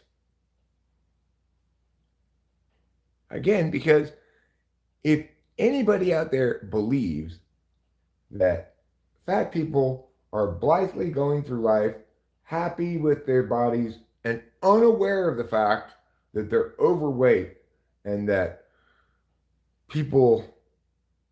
some people irrationally hate them for that, you're fucking crazy. The amount of ontological assault everybody endures for even the slightest deviation from unrealistic ideals is appalling. And the worst possible manifestation of that is fat shaming. That's the most common and most entrenched and egregious because of the fact that people who fat shame have glommed onto this argument that it's not because they have an objection to fat people, it's because they're worried about their health. You fucking liar. You're not worried about their health. You're doing what KE says. You know, you get some superiority kink out of talking shit on other people based on arbitrary stuff. That's exactly what it is for every instance of it. So fuck off. People don't do it out of compassion or empathy. They do it because it puts them off in some way and they are rationalized. I don't know what that. You did a poor job with that chat, KE. That doesn't make any sense. You're lucky we don't have minus wonder points around here.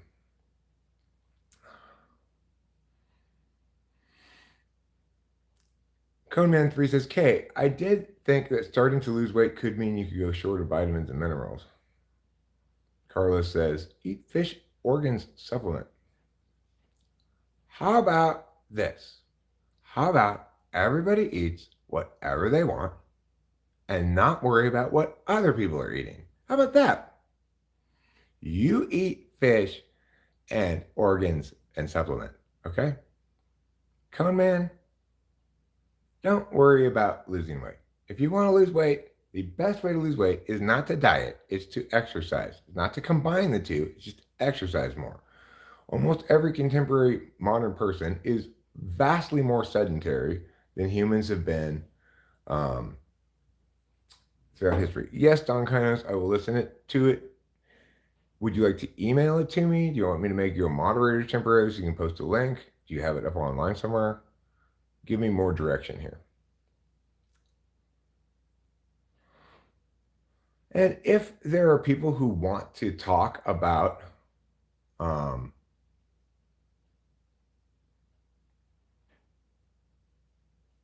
right, well, that's smart, KE. I have a bad habit of, okay, then I will make you a moderator. I have a bad habit of ontologically assaulting people who say things that are stupid, right? I have a very bad habit of doing that. And I should follow your example and always and only critique what they say. So thank you for directing my attention to that important thing, right? It's important to do that. So you're not going to copyright me if I play this, are you, Don Kynos? I don't want.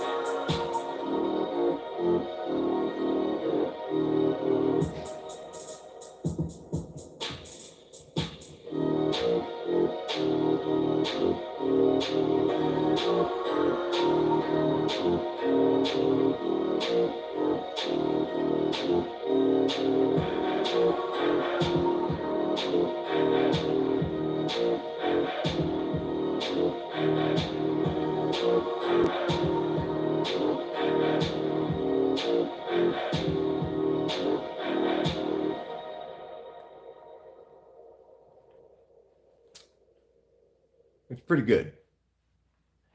It's pretty good. I've got some feedback for you. I would like to hear in the end part the hi-hats kick back in, and I'd also like to hear less reverb throughout, and I'd also like to hear the hi-hats turned down a little bit, the trap hi-hats. I think the um well, it doesn't necessarily need more variety. It because you could conceive of like rapping going over the top of it, in which case it wouldn't need anything else. But I would say the voices, the highly reverbed voices that you got going on there, I would like to see those removed mostly, or at least one of them removed, and or at least make them less swimming in reverb. You have put too much reverb on things in this song, and as a consequence, it feels like it's got no mids. You know, it's got a bottom end, it's got trebs, but it feels like there's no mid range there. So since it is still a work in progress, I think what I'd say is you've got a good start going, and clean it up. Like give it more snap by taking off so much reverb, at least on some of the elements, right? Like the drum elements, don't put any reverb on them, and EQ those hi hats. You need to cut at about 3K, at about 6K, and maybe also like 2K if you're going to add vocals at some point. Just not a huge cut, right? Like drop it a dB or so in each of those EQ ranges, fairly narrow, and your your hats will sound a lot better.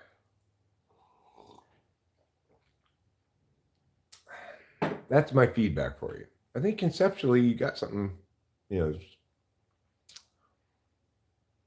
Yeah, I'm not, you're still in the mixing process, mixing, editing process. I get it.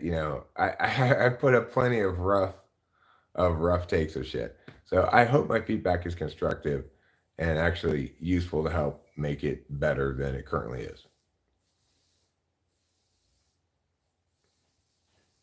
If it and note this also, um, I don't hate it, and that's quite an accomplishment. I think you can end up with something quite good there if you keep massaging it and make the right decisions. And that's an accomplishment for sure. Yeah, I mean, maybe don't take it off completely. A lot of times, just a whisper of reverb on something can make things sound a lot better. But uh, too much reverb, and your ears just get lost in this mush.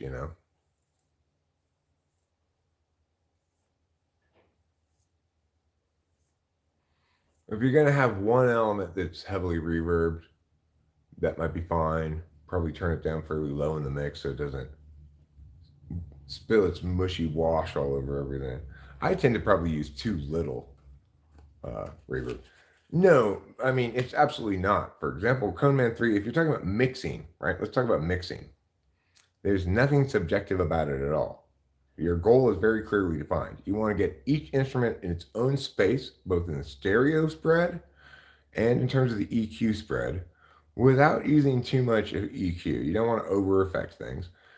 And you've got to, make sure that in the mix, for example, that you maintain the dynamics, the louder and softer parts, but compress it sufficiently that everything can be heard as loud as it ought to be heard in a given context. So there's nothing subjective about it. It definitely requires objective intuition, but it is holistic, which means we can't prove one way or the other that this is a good mix or a bad mix, but it is a fool's errand to conclude from that that there is not any good or bad mix. Those things aren't real or don't exist. Holistic truths exist. They just can't be established by a, you know,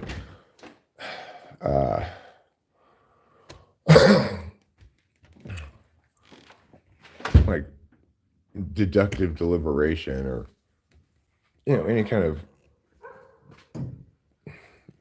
heuristic or whatever. There's no 100% reliable rules regarding making good art, but we can 100% determine whether something is or not.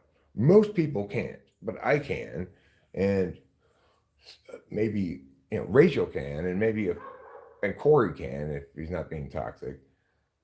But very few people can, but it can be determined correctly. And the thing is, of course, those who are correct about it, like me, I can't prove to you that I'm more right about it than you are. But it doesn't make it subjective, and it doesn't change the fact that I am.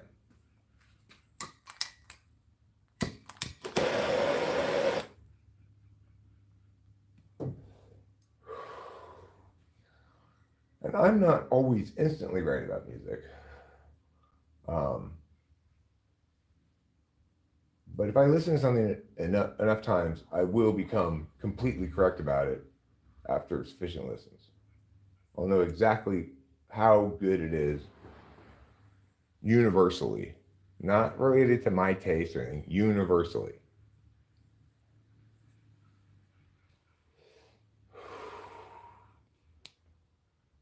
And we even have with music a great test to see if I'm right. Things that are universally great are timeless. They're still listened to many years from now. They get stuck in your head. They are both archetypally familiar and surprising and unique at the same time. They accomplish the glorious things that holistically true music can accomplish. They if it's instrumental stuff like classical music or whatever, when there's a movie scene and this classical music song goes underneath it, you realize that classical music song conveys exactly the emotion of this scene. When there's a scene in the movie about Beethoven where he asks somebody, "What is music?" And they give some bullshit answers, and he goes, "No, music is," and then it starts playing this Beethoven song. And he says, "It's a lover whose carriage has gotten stuck in the mud. And the woman is waiting. And he's getting increasingly frantic. How long will she wait?" And working to get his carriage unstuck. And it's raining. And you're like, oh my God, that's exactly what that song says. That's exactly right. That's what Beethoven's song conveys in a way that no picture or words could ever as powerfully convey it, because it's genius. Everything short of genius is disposable.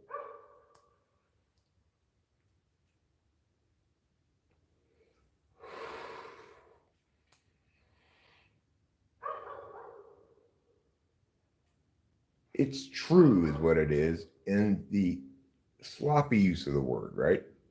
It's holistically true. It's a channeled piece of, it's a channeled entity that somehow existed before it was channeled and was channeled correctly by Beethoven and rendered into sheet music. It's like White Christmas, right? Wasn't that long ago. Early 1900s, 1920s, 1930s. The song White Christmas didn't exist. Now, You think, I'm dreaming of a white Christmas, just like the ones I used to know. It's hard to imagine that song ever not existing, right? And once it did exist, it's impossible to imagine it not existing. It's impossible to mistake it for anything else. It's a distinct, unique entity. It's got an identity that's singular, clear, and anybody can hear and know it.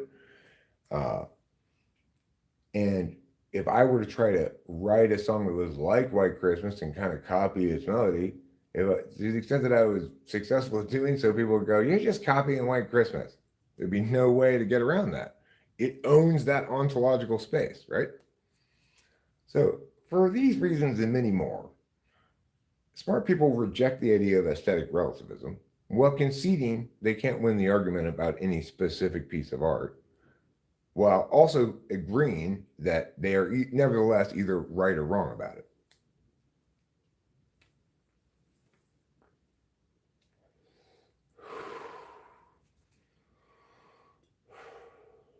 And really, what you should do is clip that section where I discuss why we reject aesthetic relativism if we're correct and smart about art, and why we'll never win any arguments about it, and clip that and share it on your social media and say, finally, the full truth about art has been expressed. I need to let this guide me going forward. If you're a songwriter, when you're writing, coming up with shit, keep the parts that sound familiar, but you can't identify where you've heard it before. That's a sign that it's something that's good. You're looking for shit that gets stuck in people's head because it's so melodically compelling. Sometimes you'll come up with a terrible song that does that. But nevertheless, you've accomplished something much greater than people who come up with mediocre songs. So I made the mistake of watching this fucking hilarious video of somebody singing this horrible song with He-Man. It's got He-Man doing like his mouth movements, so it's like he's singing the song, right? I don't know if you see, I'll link to the video when I go back inside. It's called Yeah, Yeah, Yeah, Yeah. And it's to somebody singing, it's not the original song, but somebody singing. Oh,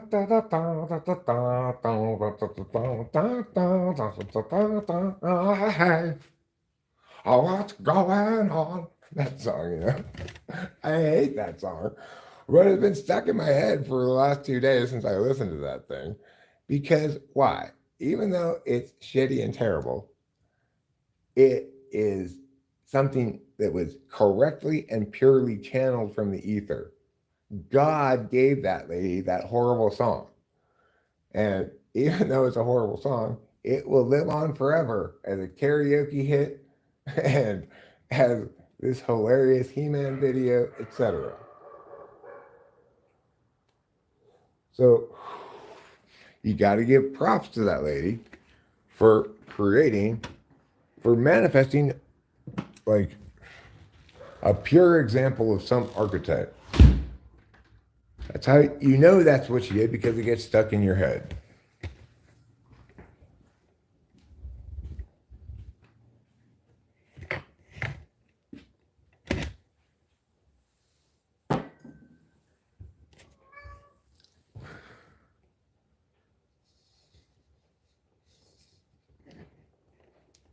Well, I mean, what I've determined going through my YouTube stuff is that it's rare to find something truly great that has not that many views. Um, Very rare. Because to be great, it has to be universally resonant. That doesn't mean everybody's going to like it, but it does mean that most truly great things have millions of views. You got to be a real curve surfer to catch great shit before it blows up. Rachel and I have done that with Johnny. You can see some of the songs off his new album have like 10,000 views or something. Well, that's just insane. but give it time, you know.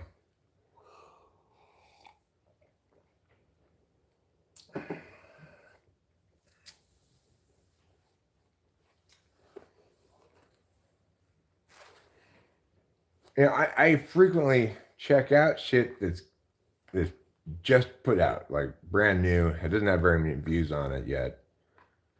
Um, Hopeful that I'm ahead of the curve again. No, it's not oversaturated. It's perfect, right? You got artists all around the world doing their best to make something that hits with the globe. And naturally, some of them succeed. Thus, we have this incredibly rich ocean of music that necessarily produces a fairly high number of bits of genius. Because, you know, if you've got 1,000 people making music, maybe one of them, if they get lucky, will make something genius. If you've got hundreds of millions of people making music, obviously there's going to be a lot more gems created, you know? And because of the way, like, say, YouTube works, if shit's really good, and especially if you also have a good thumbnail, um, people will like it. The algorithm will recommend it more. It will necessarily, you know, the cream rises to the top naturally because the algorithm is directed towards giving each viewer what they want. It's not directed towards trying to find the best thing. It's directed towards finding what's best for you to want to watch to keep you on YouTube, right? It's not, the algorithm has no interest in the creators. It's not doing anything for the creators. It's purely and correctly designed to be an individuated choice helper for each individual person. And because it's that, it works perfectly to elevate the best things, best songs, best tracks, and to fail to elevate the vast sea of mediocrity. Well, that's fine, KE, and that's a nice objective approach to your subjectivity. KE says she doesn't like good music. She likes music she likes. She's not listening for quality. She's listening for maybe familiarity or some other thing that she wants to get out of her music. And that's fine and great, you know? She's still being correct about the fact that there is objectively good stuff.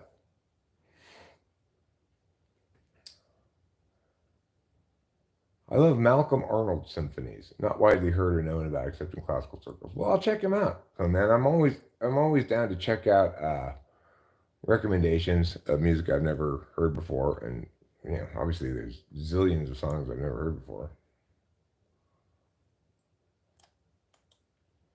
Search Google for Malcolm Arnold symphonies.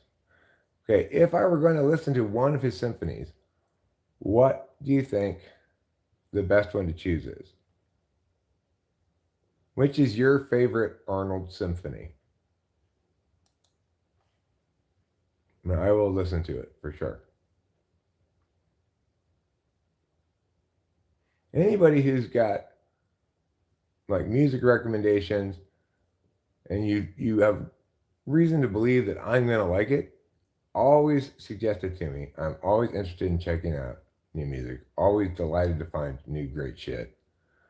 You know, because I don't have to be a hater, because I objectively understand, you know, that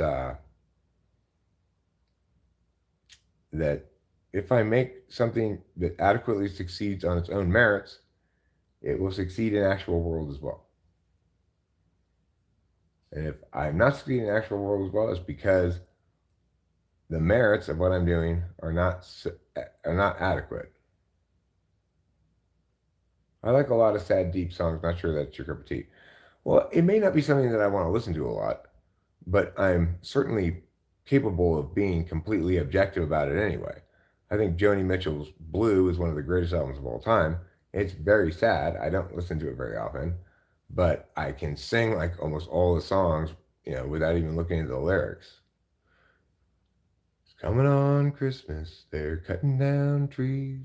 They're putting up reindeer and singing songs of joy and peace. Oh, I wish I had a river I could skate away on.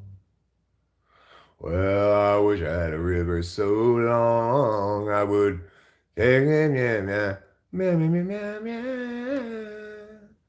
Oh, I wish I had a river I could skate away on. The fifth one. Okay, I'll check it out. Thank you for the link, Winston, on that way I don't have to find it on his page or topic. He's a topic. He looks like he might be dead. I think maybe he's from like the 50s or something. I don't know. When did he work?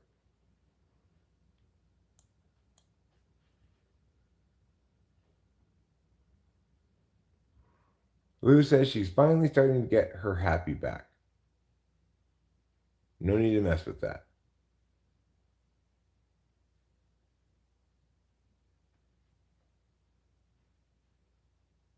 All right. Unless you know already that I'm not going to get copyrighted. Like I felt confident that I'm not going to get copyrighted by Don Kynos, who's probably currently remixing that shit. I would guess. Um, I'm confident I'm not going to get copyrighted by Don Kynos, but I'm a little less confident about these other things here. So I'm going to. Well, I could put on my headphones and listen to them right now. That's possible. He died in the 90s. He probably died old. Composers and conductors are some of the most long-lived professions. Although Mozart died young.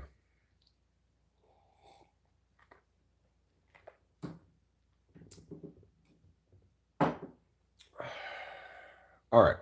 I guess I am going to do that. I'm going to put the headphones on and I'm going to listen to these things and tell you what I think about them. Now, remember, because this is the first time I'm listening to them,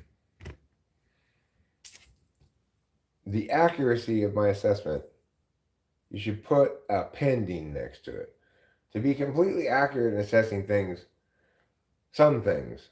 Now, if these things are definitely bad, then I can figure that out right away. But some things I have to listen to multiple times before my assessment on them is completely correct. So what you're getting here is kind of a home inspection eyeball assessment rather than a full workup. I'm not doing X-rays and MRIs and shit here. I'm just putting my hands all over its body and seeing if I feel anything wrong. Okay, so having made those caveats, let me go over here to do this other part because it's a lot easier from over here. Now I need to change the audio output on the computer from TV to headphones. There we go. And now we'll come over here.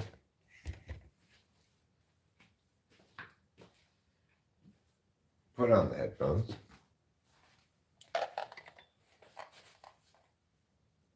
An ocular pat down is right, yeah.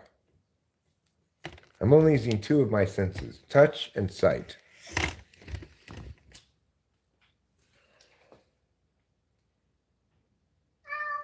All right, Johanna Warren, you're first.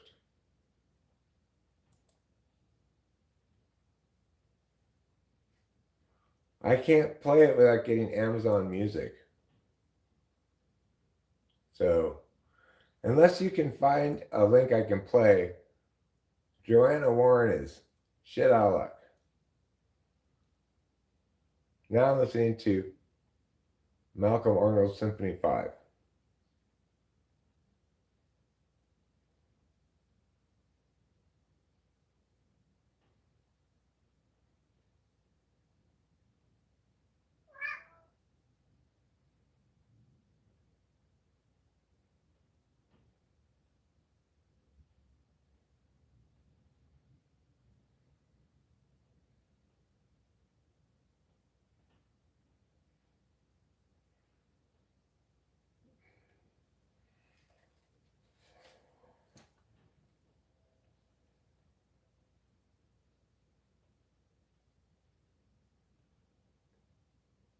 Okay. I've been listening so far for a minute.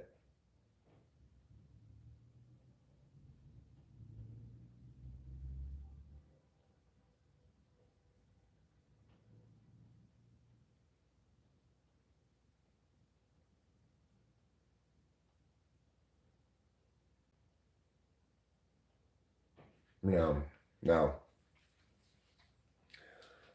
Uh-uh.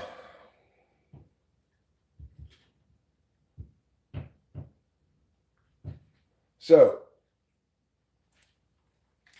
I challenge you right now, Cone Man 3, to hum any melody from the first, I don't know, 2 minutes of that I listened to.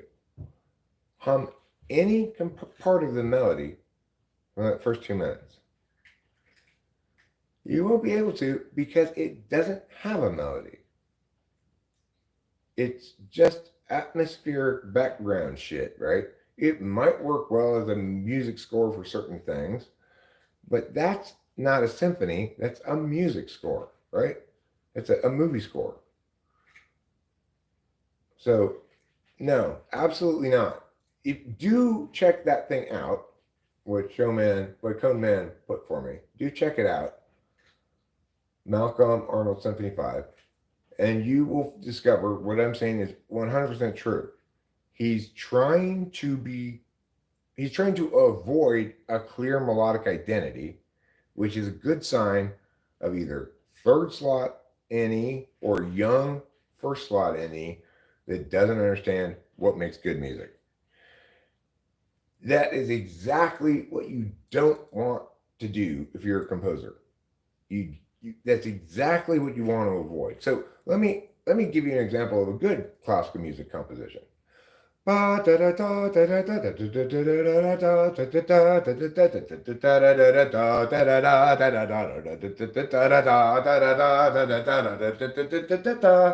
all heard it. You can probably sing along with it. It's got a clear, distinct melody. It has a clear identity, right?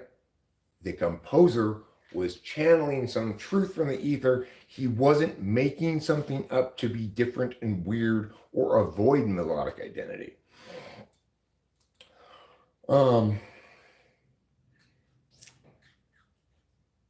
In most modern compositions, there's a move towards this sort of atonal garbage, right? But it doesn't mean that every contemporary composer is worthless. Think about Gershwin. We can all sing Gershwin, right? Like, and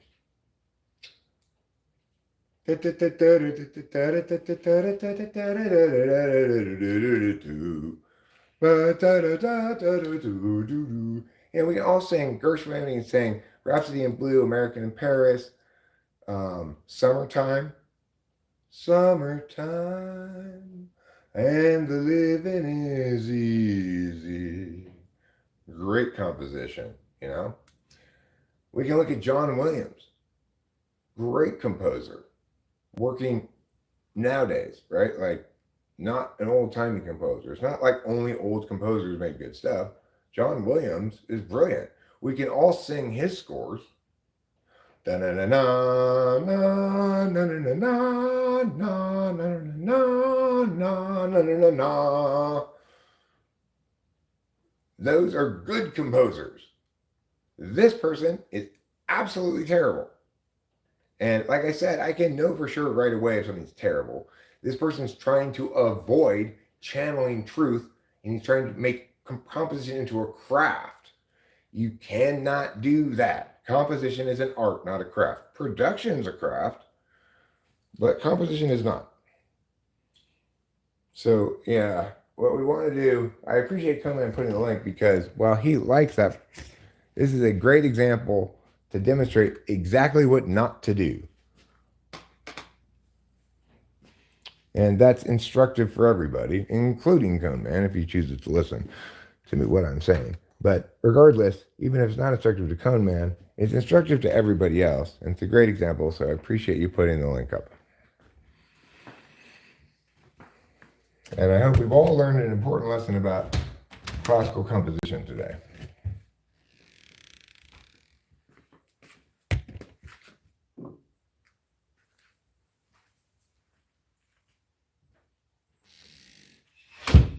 And Conan says, don't judge it too quickly. If a composer's going to waste 2 minutes before he does anything, I'm not judging too quickly. He's already made a fatal error.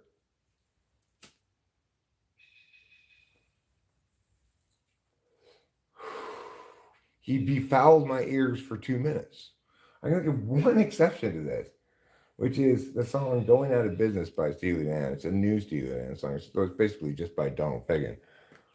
But he begins it for God knows what reason with a 45-second long saxophone solo.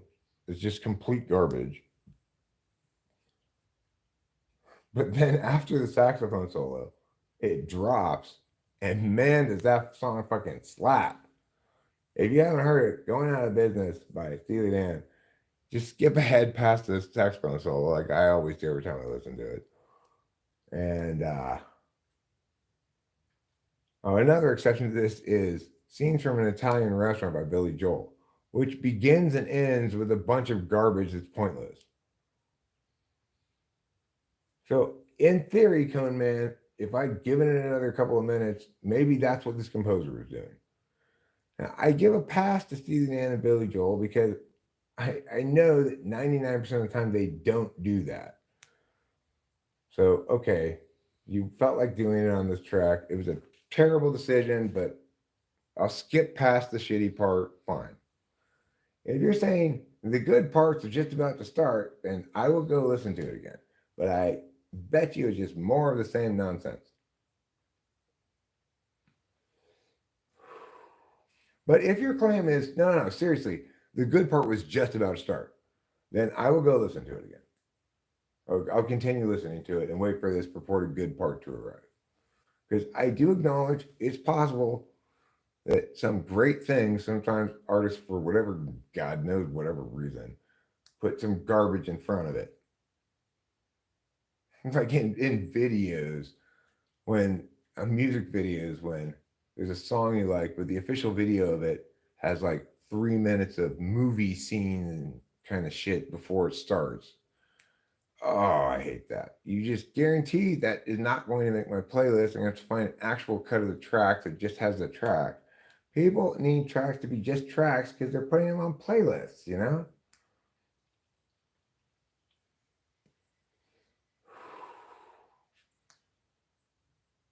So when I go back in, or I can do it now even with my glasses, if Command 3 says, no, it is one of those things, Eric. The good part was just about to start, then I will continue listening to it.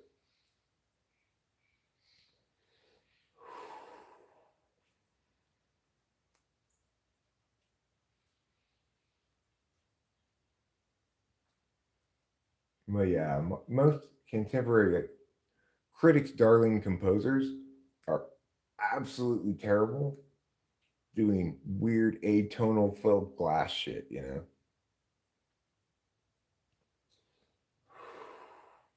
Thinking that like art is some sort of college discipline.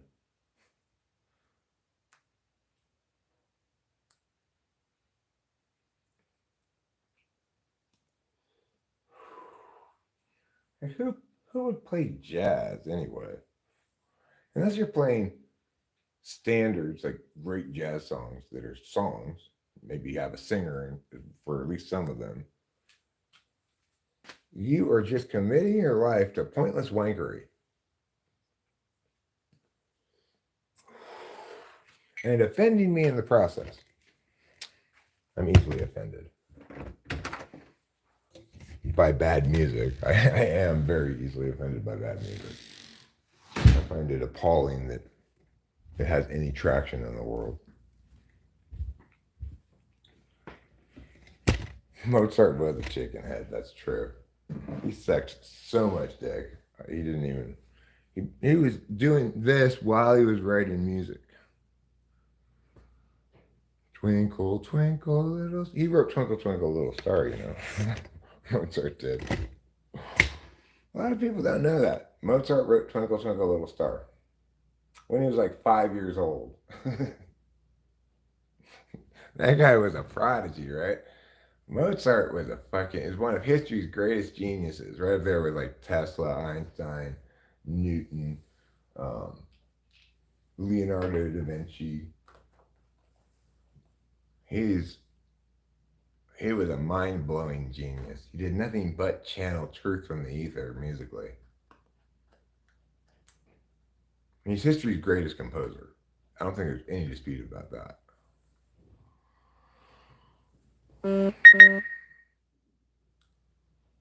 I'm a fool to do your dirty work. Oh yeah. I don't want to do no dirty work. Oh no. Ba-na, ba-na. Ba-na, ba-na. Times are hard. You refuse to pay the fee. So, yum, yum, yum, yum, yum. You do the job for free. Bangladesh. Bangladeshi. Bangladeshites. Bangladeshians. Bangladeshos. What is the correct term for people who live in Bangladesh? Is it Bangladeshians? Bangladeshites? Bangladeshos? Or just Bangles?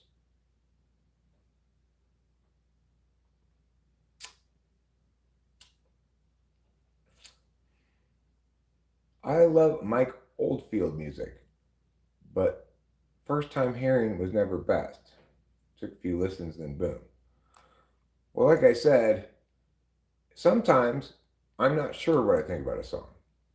And when that happens, chances are it's pretty good or maybe sometimes great. I can think of a perfect example of that. Um, Johnny's song Boy Scout, when I first heard it, I didn't know what I thought about it. After multiple listens, I realized it was great. If something's bad, I can tell right away usually though. So that's different. If I think something's bad, it never comes around that I realize that it's good.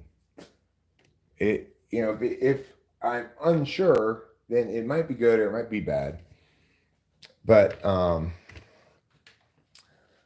if it's bad, I won't be unsure. It'll be clear cut. So I will tell you right now if Mike Oldfield is good or not.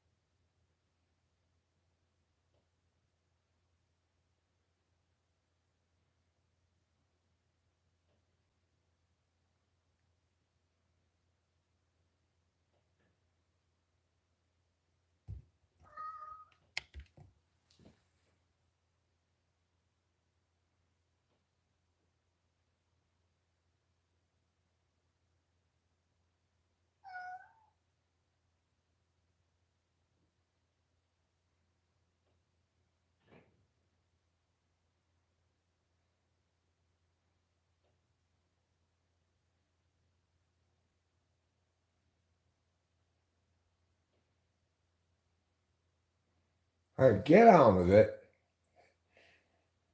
Let's drop some drums and some bass here. Let's go. I get it.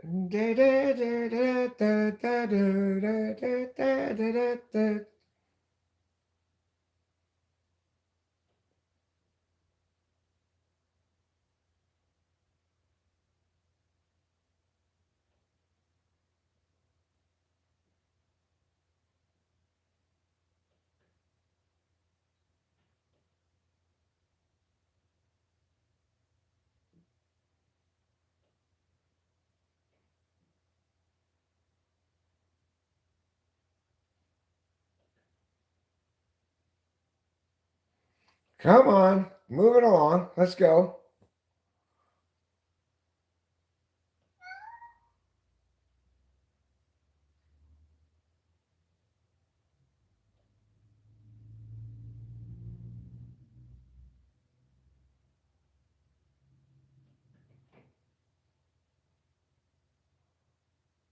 Let's go. Come on. I get it. I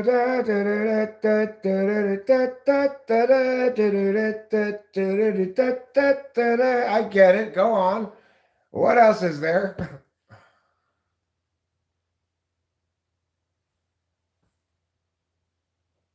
224. The only thing the song has done so far is this. It's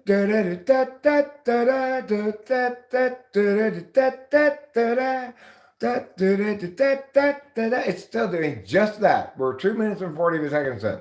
Hasn't done anything else yet. It's still doing it.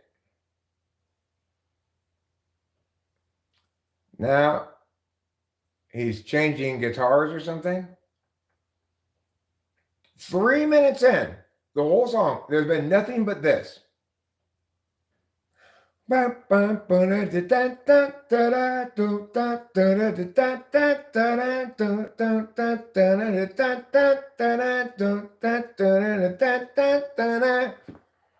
It's still doing just that.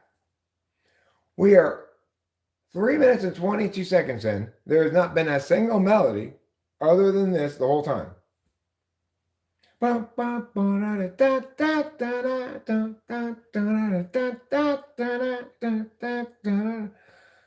it's changing a little bit at 340. This is a 443 song now. 350. What's happening? Nothing is happening.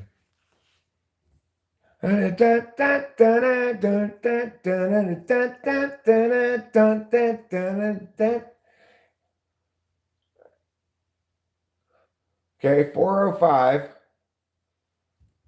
They jumped up and down. What is going on? They're still playing.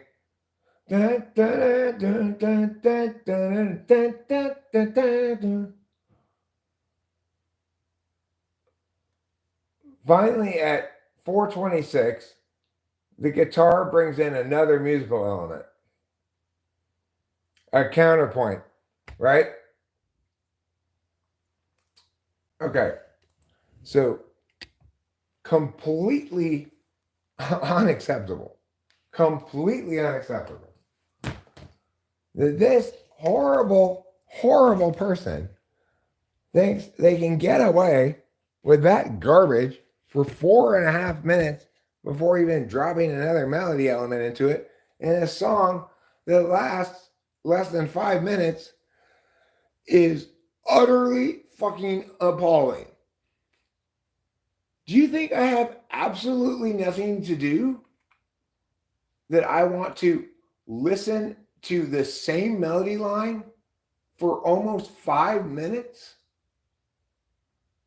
Well, like I said, Conan 3, if you want to tell me that the good part was just about to come up, fine, I will go back to it. I acknowledge that some songs start with some bullshit and the good part's about to start. Is that your claim? Because remember, if a composer or an artist is asking me to wait, say, 4.5 minutes before a second melodic element comes into the song, then they have no respect for me, right? They have no respect for the listener. Why should I have to wait for your arbitrary wankage to be done before the song begins? And that's in that thing, it had no other element. It just had a counterpoint, right? There was no chorus, no bridge. It was just instrumentation on this one theme that I couldn't tell if it was in 5 or in 4. I think it was in 4, but it had like two cycles of in 5, and then like maybe one of 6 to make 16. I'm not sure how it had some like proggy time signature shit going on. No, no, no, no, no, no, no, no. Absolutely not. That is not good music. It's offensively bad.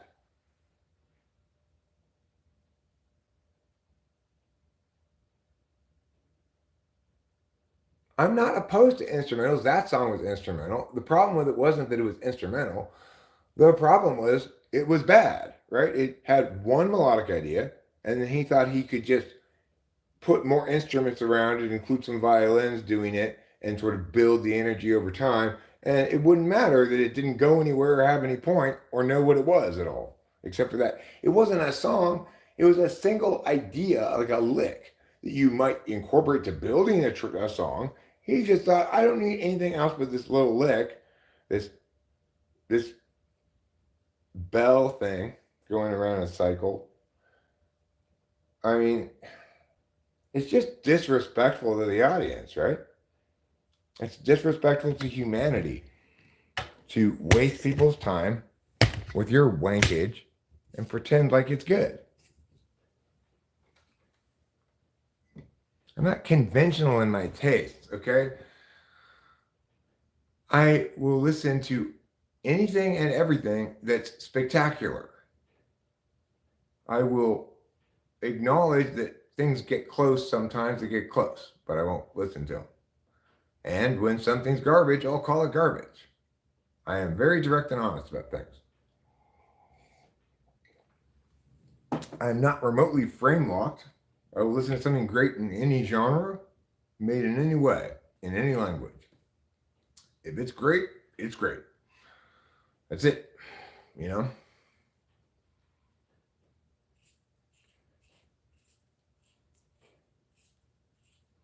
Well, like I said, Kilman, if you want me to continue listening to the Malcolm Arnold thing, tell me, oh, you just wait one more minute and the good part's going to start.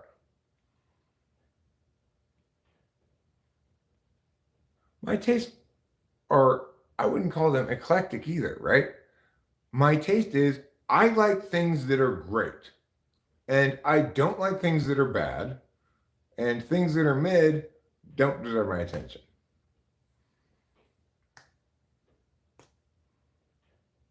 So, in other words, to try to give a name for my taste other than being correct about music is to do a disservice to music and the world.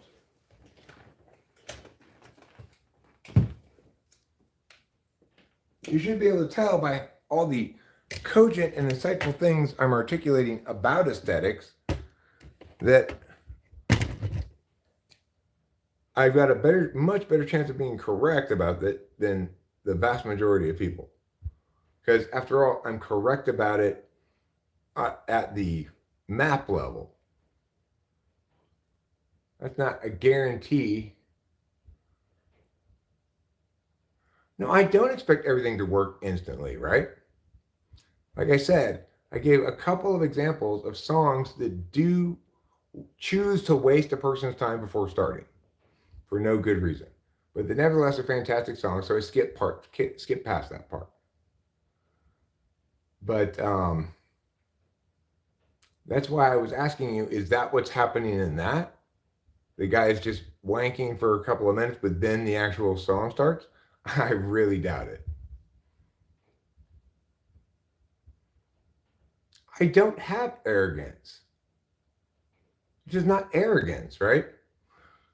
Arrogance is unwarranted. I mean, first of all, it's self-pride, you know? I'm not proud of myself for this. If anything, it's annoying because it gets me into arguments with people who've not done at even the tiniest fraction of the amount of work I've done thinking about aesthetics, practicing aesthetics, trying to write songs, etc. You know? So everybody seems to think that my objectivity about myself in areas where I curve surf is arrogance, conceit, or whatever. It's not. It's the tough reality of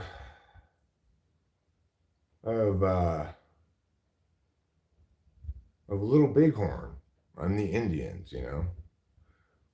I'm right.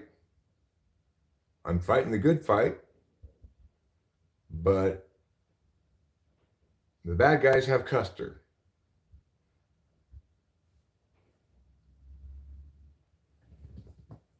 You know, I'd rather be Little Bighorn than the Trail of Tears. That's the bottom line.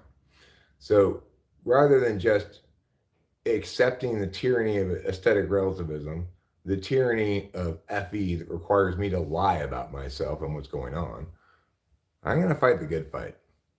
I'm not going to just comply with Andrew Jackson and leave my land and go Trail of Tears. I'm going down Little Bighorn style.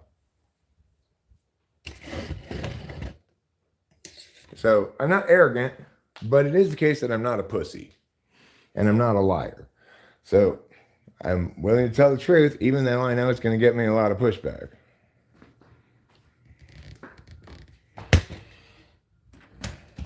Not all truths get me pushback, you know. Unfortunately, aesthetic truths do, because people have a paradigm that beauty's in the eye of the beholder, right? Typological truths get me a lot of pushback because people have this paradigm that typology is something that's open to interpretation. It's not rigorous.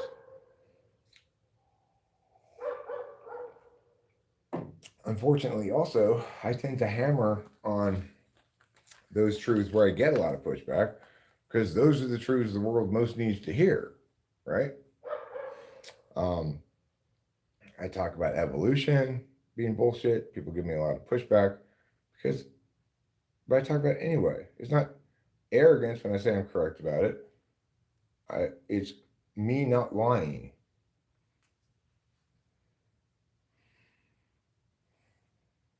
And believing in truth probably beyond any reasonable belief in it. Like, I believe that, for example, explanations should explain things. And if they don't, they shouldn't be called an explanation. I believe, for example, that vaccines should prevent you from getting a disease. And if they don't, they shouldn't be called vaccines. Or believe, for example, that artists making music should care a little bit about the person who might be listening to it, enough to not waste their time with a bunch of nonsense before a song starts, or waste their time with a single melody line they play for 5 fucking minutes. And just because you can get idiots to come to your show and be impressed by it because maybe they're unipolar or something, it doesn't make it okay. You know, it's like, good for him that he's being creative, but have enough sense to recognize that when what you're creating isn't worth bothering people with, you know?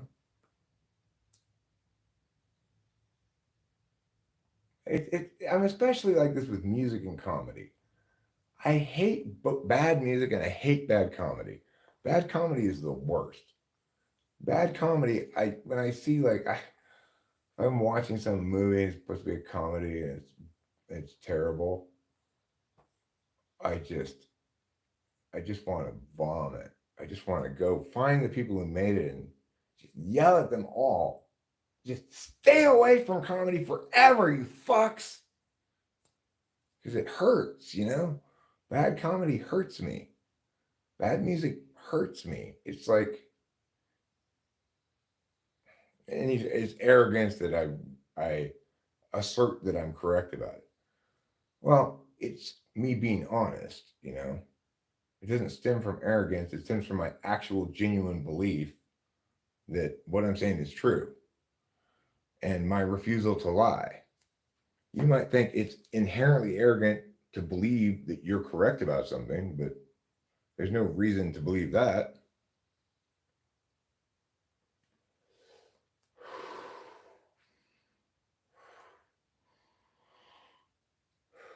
And I'm not arrogant, like, I'm right about this and you can't be. I'm right about this and I'm mad about it because why aren't you right about it too? And there's nobody's well served by listening to bad music.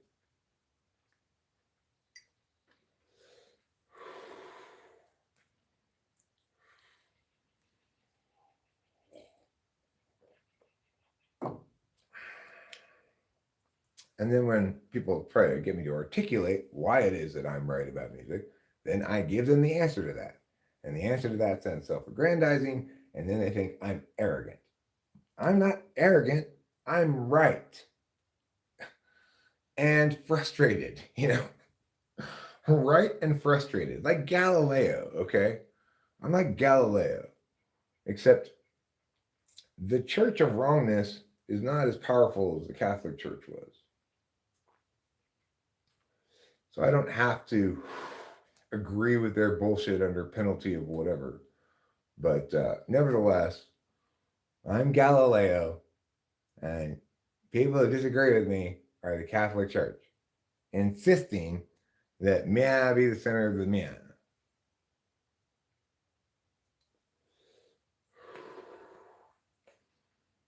Was Galileo arrogant? No, he was correct and frustrated.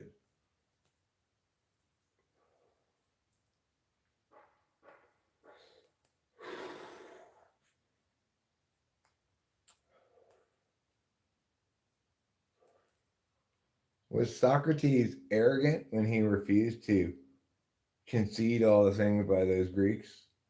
No. Was he dumb? Yes, because then he had to drink hemlock, and it's not worth dying over.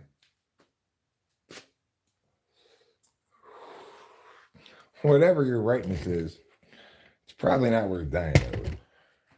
I mean, sure, if some foreign nation sends troops into America to invade, I would get out my gun and go try to fight them and to risk my life in the process. That would be worth doing because you're defending your nation from attack. And, I love my country. I love my nation. I don't love my government, of course, because I'm an actual patriot. I would appreciate it if we had competent adults running the country.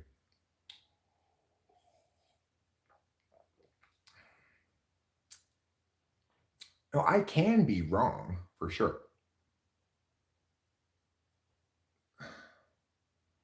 I never said you said big following guarantees quality.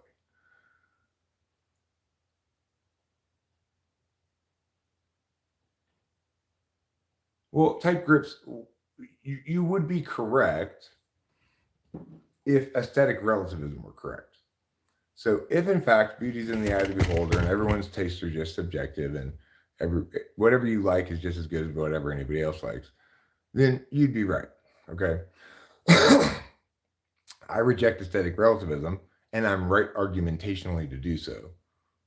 Just because it's holistic and on a spectrum rather than chopped up into clear sections doesn't mean that some things aren't inherently better than others. So we would all agree that a child struggling to play a song on the violin, getting notes wrong, having no steady rhythm, etc., is a much worse experience to listen to than somebody from the Philharmonic playing the same thing on the violin, right? So we all agree about certain aesthetic truths that, for example, if you're going to enjoy a song, somebody's going to have to play it all the way through, not stop and start and change the tempo and have to struggle with it, right? We all agree that executing something correctly or well is a better listening experience than executing something poorly. Every artist who makes music under the frame of reference that says, I can make good and bad aesthetic choices. They may be wrong about which aesthetic choices are good or bad, but there is no musical artist who doesn't implicitly make music under that frame of reference. In other words, they don't just make whatever random notes at all and say, that's just as good as anything else. They're all equally so. Some people will like it, some people won't. It's just a matter of personal taste. No, that's not how any single artist ever makes a song or a piece of music. They all are making aesthetic choices predicated on the notion that some aesthetic choices are better than others.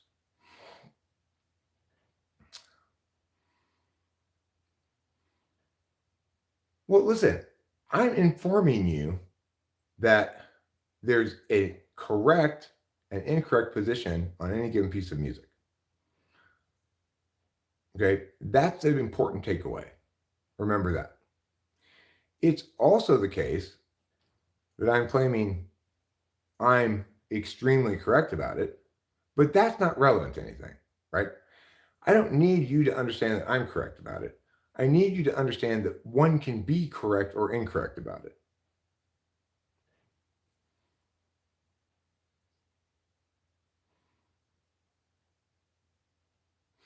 You might entirely disagree that I'm correct about it, but as long as you agree that one can be correct or incorrect and there's no subjectivity in the matter, then you've learned the important lesson to take away here. It doesn't matter if you understand that I'm correct about it. I don't give a fuck. You can think I'm wrong about it, is fine. As long as we agree that one is either correct or wrong about it, we're on the same page. All right, that's fine, type grips. If you're not an aesthetic relativist, if you're an aesthetic objectivist and you think I'm getting it wrong, great, that's fine. You're wrong about that, but that's fine. Because at least then we're on the team of the righteous who deny aesthetic relativism and acknowledge that holistic things can be evaluated objectively as well.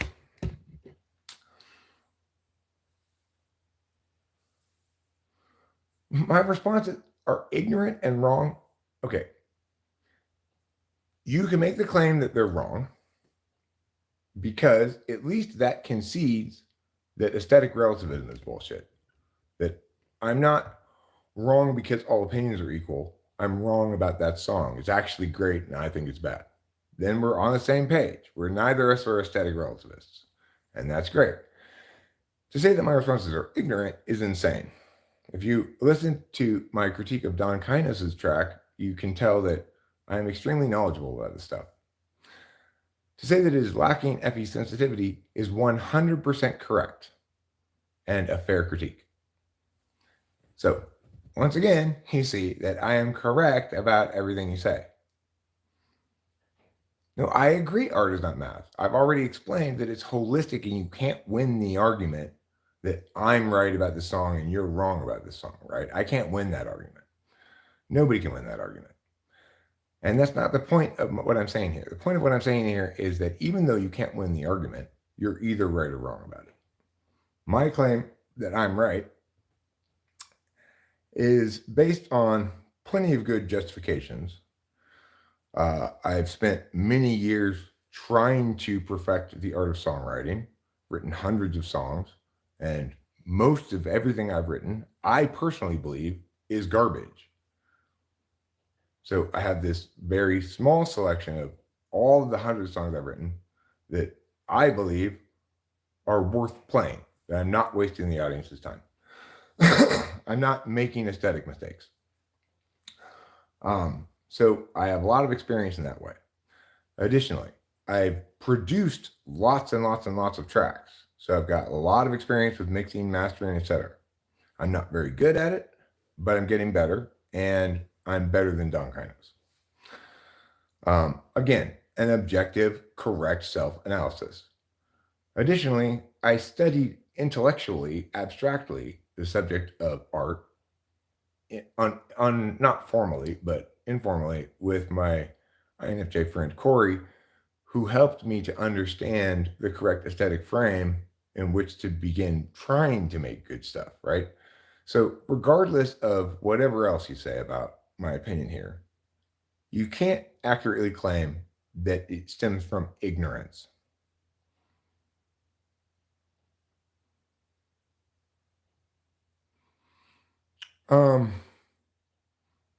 I don't feel nearly as strongly about movies.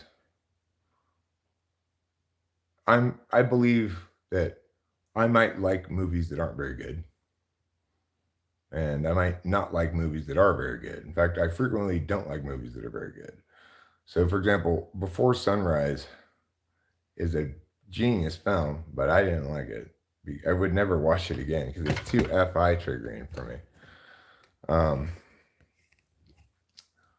And yeah, I don't believe myself an expert in visual media at all. So if you ask me to look at a bunch of paintings, I might be able to tell you which ones are cool, but I have no good sense of which ones attain that level of timelessness, right? Which ones are still going to be hot property years from now? I'm bad at visual aesthetics. I'm not a good evaluator of that. I'm a much better evaluator of writing. So if a movie's really well written, I'll recognize that, and if it's really poorly written, I'll recognize that. But even movies that are barely written at all, like John Wick, John Wick 2, John Wick 3, I love those movies. The cartoons I like. Do I believe myself to be uniquely correct about anime? Well, I acknowledge that it's much more of a genre thing than other stuff. Like I'm I guess I believe myself to be correct about isekais, like which isekais are better than others, but I don't have strong opinions about that. I may play fight with KE about it, but I really don't have strong opinions about that because again, it's a visual medium. It's not my wheelhouse. Uh, do I have strong opinions about sculpture? No. Do I have strong opinions about dance? No. Do I have strong opinions about architecture? Maybe. If a house is really poorly designed, I'll say that's a hideous looking house. Do I have strong opinions about fashion? I do have opinions about fashion, but I don't believe my opinions are necessarily correct. Uh, I'm not sure if that's a medium that operates like music. Music is the medium that most operates like the way I'm talking about, where you can totally reject aesthetic relativism, totally embrace aesthetic objectivism, and determine over time whether you're correct or not regarding whether a given thing is timeless. A great example of this is like Britney Spears versus Jessica Simpson. They both came out around the same time. They both were huge, had huge hits, big stars. Nobody can sing a Jessica Simpson song at all, but everybody can sing at least one Britney Spears song. So, time proved that these two people who were embraced equally at the same moment, that one of them was uh, an imposter and the other one was real.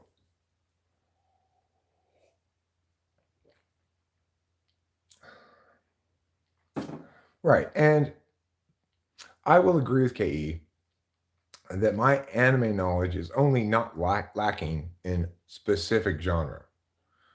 I've watched every conceivable isekai slash magical world anime, and I would I would correctly claim that my knowledge base about that particular genre of anime is as deep as it can get. Basically, there may be some I haven't watched that are terrible, but I've watched everything that's even kind of good. Like right now, I'm watching this old one that I hadn't gotten around to watching before because it's not. It was kind of like 4.4 or whatever. It's a reverse harem in which Zeus makes the gods from various traditions, Norse, Japanese gods, Greek gods. Those are the gods that they have in there. They make them go to this school with this girl who's a human, and the gods have to go to school to learn about humans. And of course, each of the different male gods in in succession like falls in love with the main character, but she kind of keeps them all at arm's length. It's pretty damn good, actually. I'm not talking about what kind of human being I am. I'm saying I adjudicate these matters correctly, and I am not capable of adjudicating these other matters correctly. That doesn't make me a better or worse human being than other people. Like in my opinion, the most successful human being is somebody who's got a rich and thriving relationship with their subjectivities. I don't have that. So it makes me, in a lot of ways, a much worse or less fully human than people who do have a strong relationship with their subjectivities. What I get instead is to be correct about things that I'm correct about, and to be correct about what I'm correct about, right? Like, so I can tell you which media I'm not particularly good at manning out. I can tell you what kind of arguments I don't know anything about. I can tell, it's like I have a full accounting of things because I'm so rigorously objective. The cost is in my subjectivities. I have an impossibly confusing relationship with my feelings. My SI seems to plague me with intrusive memories of bad things that make me say, I hate myself, I hate myself, I hate myself, I hate myself all the time. So, no, I'm definitely not claiming anything about my quality as a human being. I'm making the kind of claim one can defend, namely, that I'm good at adjudicating certain things for a variety of reasons that I can articulate.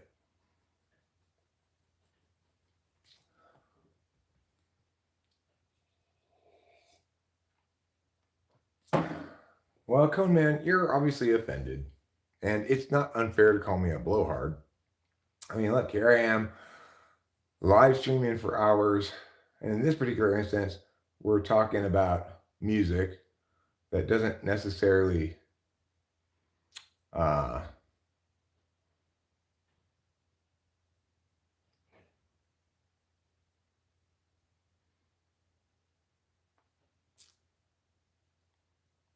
let me see what this link is.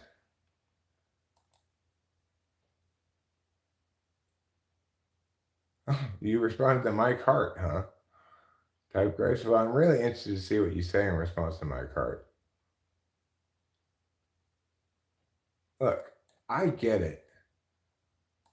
I open myself up to critiques for being arrogant, pedantic, a blowhard, um, etc. I I find myself falling into this trap a lot. And the reason is this. I start maybe explaining, like I did here, why that's not good, what good is, etc. And then, because I'm doing that about something that most people deem subjective, I get asked, of course, well, what makes you so right about this and not other people right about this? So then I articulate a bunch of reasons why I'm right about this.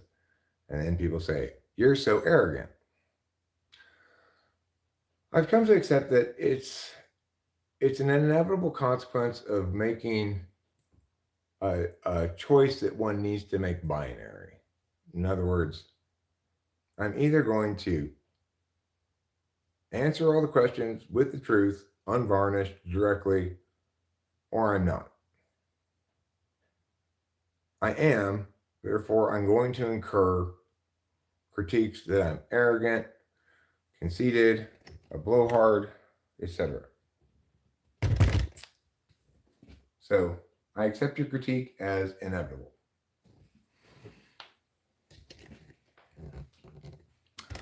I wouldn't even necessarily say it's inaccurate because I blow so hard, you wouldn't believe it. If I were to blow right here, I'd blow the whole tripod over with my powerful breath. I'm like the wolf from the story of the three pigs. I will huff, I will puff, and I'll blow your fucking house down. All right? You better watch it. Because I'm a huffer puffer, house blowing stuffer. I'm from the streets, and you ain't never going to take the streets out of me. From the rough streets of the Cade. Little payaso, rolling dirty on the rough streets of the Cade. That's my background. You think I don't have street cred? I spent a lot of time at the Arcadia Fashion Park Mall. Okay? You never know what's gonna go down there. You might see your friends shopping at a store or something. You might catch a movie. You might go to that game store where they got like D&D lead figures and look at those. I'm rich with street knowledge. NWA in effect.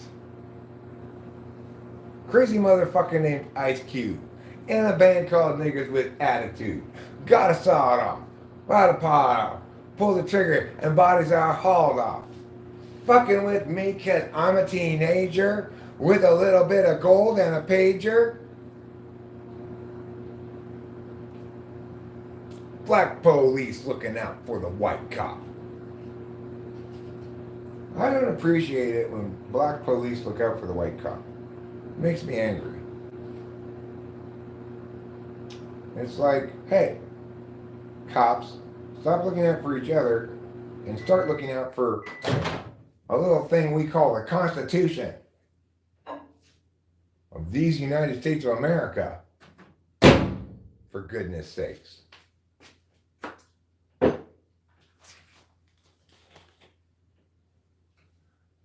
But you know, just because I'm from the CPT, punk police are afraid of me. It's true, punk police are afraid of me. The thing is, we don't get a lot of punk police. When's the last time you've been pulled over by a police officer with a mohawk? Never happened to me.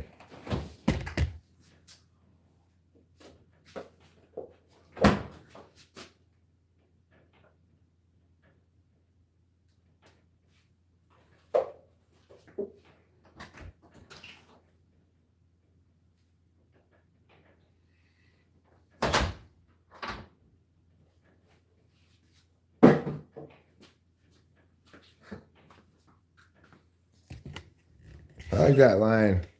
I'm not sure exactly how it goes, but it's like, put down your badge and gun and we'll go at it, punk, and I'm gonna fuck you up. NWA is so hard.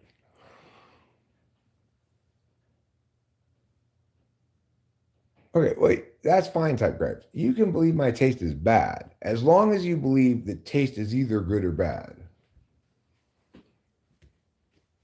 If you believe that everyone's taste is just beauty in the eye of the beholder, that's the bullshit that I'm trying to get rid of. That's not true, and we should not believe that.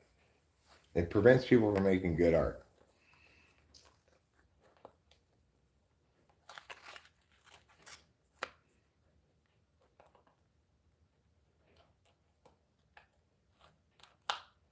I've never heard of Michael Oldfield before, no. And I hope never to hear of him again. I don't mind hearing of him. I don't want to hear from him again. If that's his big hit, that Bells song, then.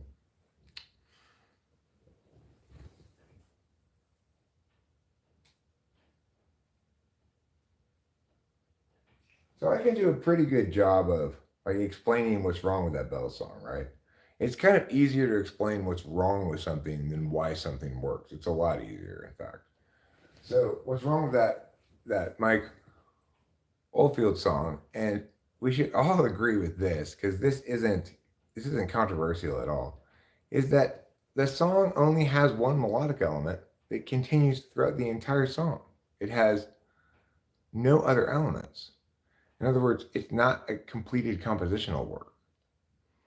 And he's just hoping that his sort of exercise of energy change over the course of repeating this whole thing will substitute for a composition. So that's what's wrong with that. And that is what's wrong with it. I mean, it's like if you listen to it too, at some point you'll say, doesn't the song do anything else? It doesn't. I want everyone to go listen to that Mike Oldfield song and come back and tell me I'm wrong. Because nobody can dispute that I'm correct about what it does compositionally. It doesn't do anything other than that one melodic loop. So you might disagree that whether or not that's it accomplishes something artistically worthwhile despite that. But we have to agree that that accurate description of it is accurate. That it only does one melodic element throughout the whole song. Well, I mean, the video I was watching was 4 minutes and 54 seconds. And Winston's mom says Tubular Bells is best known for part one, particularly the first 3.5 minutes of music, which feature a repeated motif in the key of A minor with a 15/8 time signature. That's why I was saying, is it in 5 or 4? And when I was trying to sing along with it, I was like, oh, it's in 5 or something. It's in 15/8. Okay, well, there's your problem. It's extremely difficult to make a good piece of music that has a weird time signature. The only one that anybody can really come up with is Take 5 by Dave Brubeck, because you can sing it even though it's in 5. But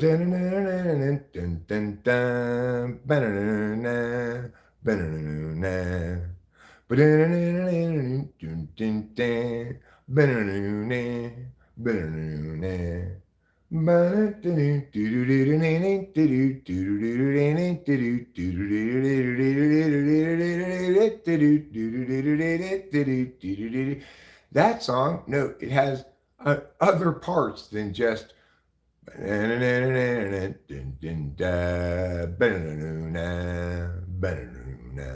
let's pretend Tubular Bells melody was as good as that Dave Brubeck melody. Now imagine the Dave Brubeck song just repeats that for 5 minutes. Instead of going to the second part that goes.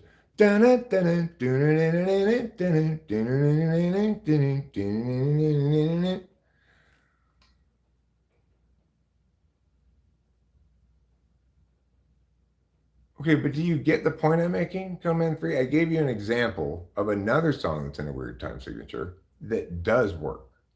And I explained how the first part is a nice little loop, right? And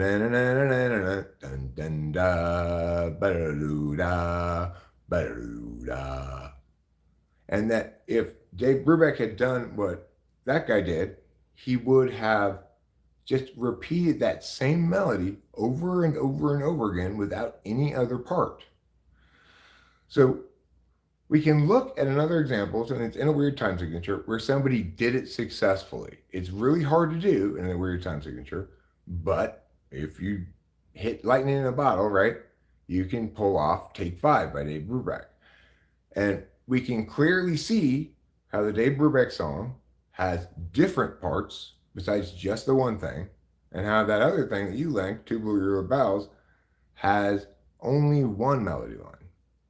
So at that point, if you want to claim that that's good song, then you need to make the claim that, in fact, there's no reason for there to be any melodic change over the part one of Tubular Bells. That's just as good as a composition that has a complementary second part. And that's fine if you want to make that argument, but we do have to acknowledge that my description of what that song does and my description of what Dave Brubeck's song does are accurate descriptions. And we have to agree that the Dave Brubeck song has more than one part, and the other song has one part.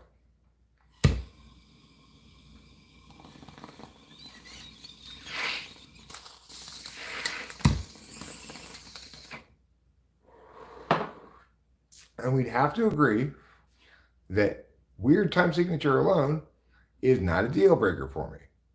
I can find an example of something that has a weird time signature that is a good song. So when we break it down like that, then we can acknowledge things, right? Like, yeah, I guess, Eric, you're right. It doesn't really do anything other than that one loop for part one of the thing. And I can see why you might get bored with that.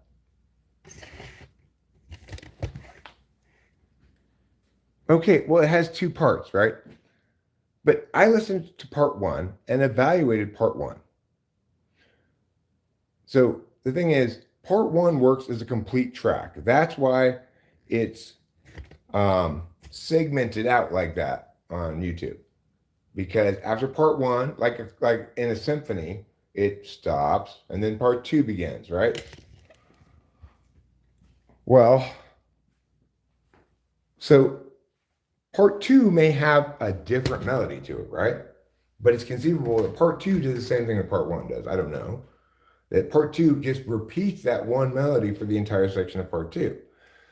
So that's not the same as like verse, chorus, bridge, right? That's much more symphonic in its composition. Regardless, accordingly, we can evaluate part one in terms of its success independently of the other parts because of that symphonic compositional strategy. Like a symphony is like, it's kind of like an album, right? And the different sections comprise like different songs.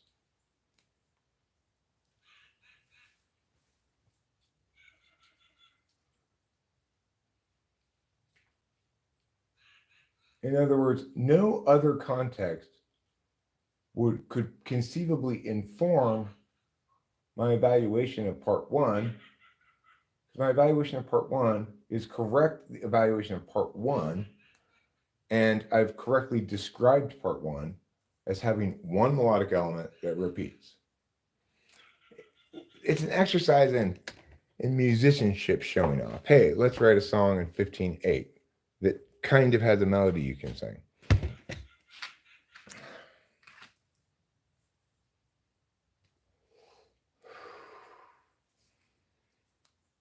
Maybe it's because it's in 15/8 that he couldn't really do anything else compositionally with it.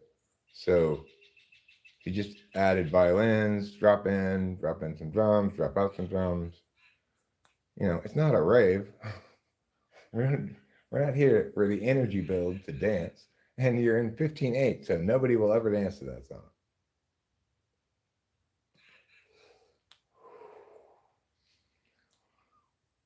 Like, at least if a song's in 5, you could conceivably come up with a dance. It goes 1, 2, 3, 1, 2, 1, 2, 3, 1, 2, 1, 2, 3, 1, 2. I don't know how you come up with a dance for 15/8. I've never even heard of a song in 15/8 before.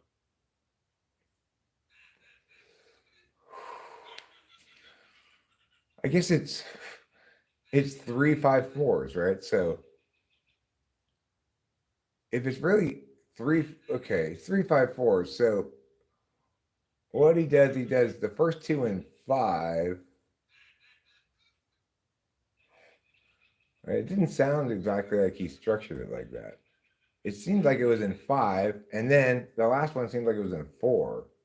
So, but I don't know what was going on. I couldn't figure out the tempo. I mean the time signature of 15/8. Listening to something the first time, I'm impressed that I figured out it was in 5. Good job, Eric.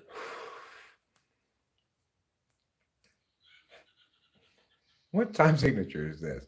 You'd have to be a fucking incredibly knowledgeable musician to go, 15/8? You'd really have to know your shit to be able to, on one listen, determine that song was in 15/8. You really have to know your shit to determine on one listen that it's in 5, actually. So I'm pretty pleased with myself. But there are plenty of other people who could do that. The 15/8 thing, there aren't that many musicians out there who would be able to listen to that in one listen and go, oh, it's in 15/8. I suspect very few people would be able to tell you that.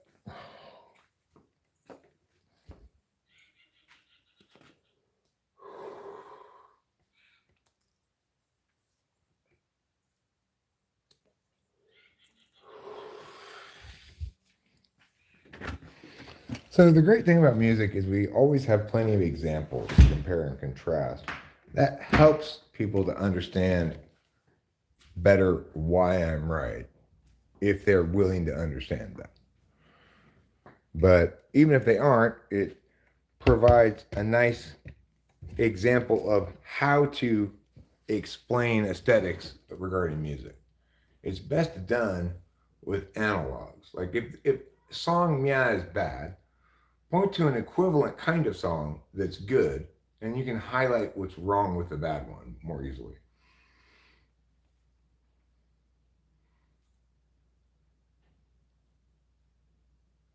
I didn't judge the artist. I judged the piece.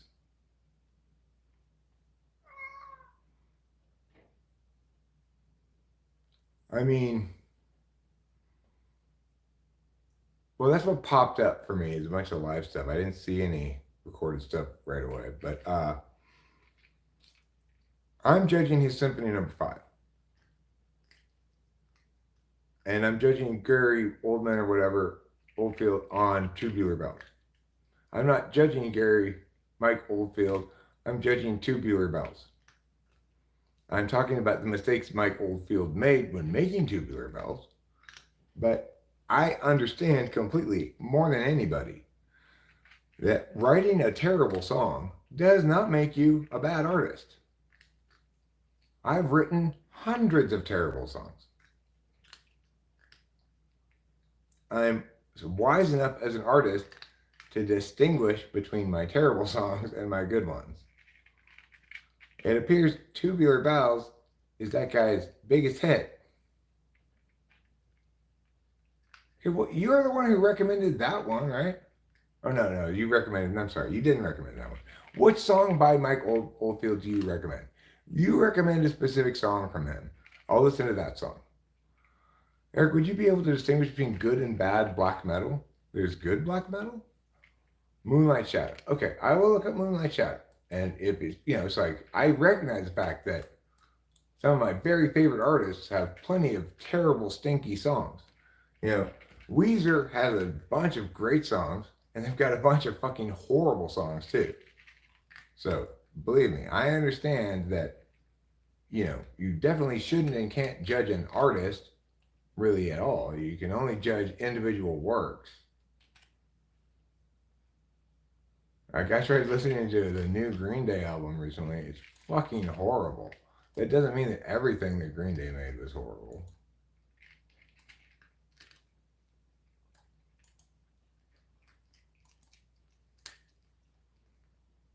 Okay.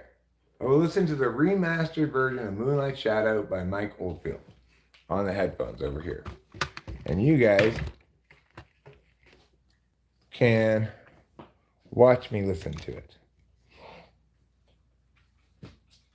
I am very much hopeful, oh man, that I like this. I really want to like this because I don't want to shit on another Cone Man thing.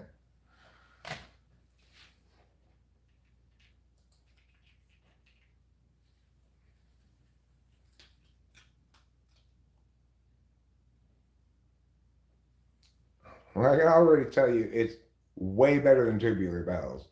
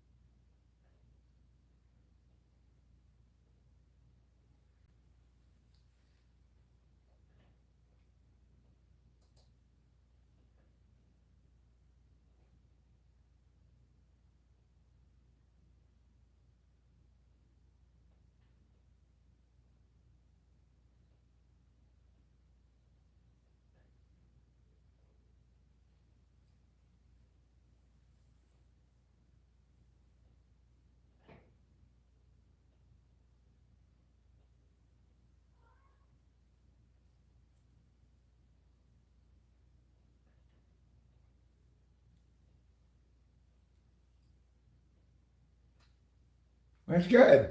I like it.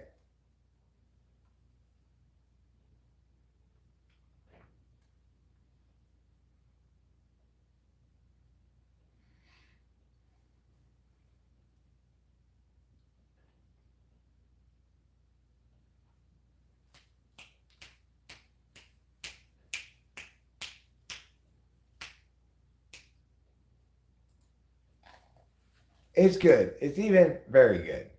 It's not. It's not gonna make my playlist, but it's nice, sweet, like folk rock, you know, and it's singable. I could. Moonlight shadow. I can sing it right away. You know, I, I like that lady's voice. I like the fact that he chose to get a female vocalist that like matches with the mood and tone of the song. You know, it's a good decision. Yeah, I like it. You know, good job. I I don't think it's top level exactly, but it's very listenable. It wouldn't bug me if it came on. I would probably listen to the whole thing for the next song when it came on, you know. And I would go like this as I'm listening to it. You know, I like it. It's pleasant. I'm so happy I like it. Thank you for putting something that of yours that I like. Okay, I don't love it, but I like it, and I don't. And most importantly, I don't not like it.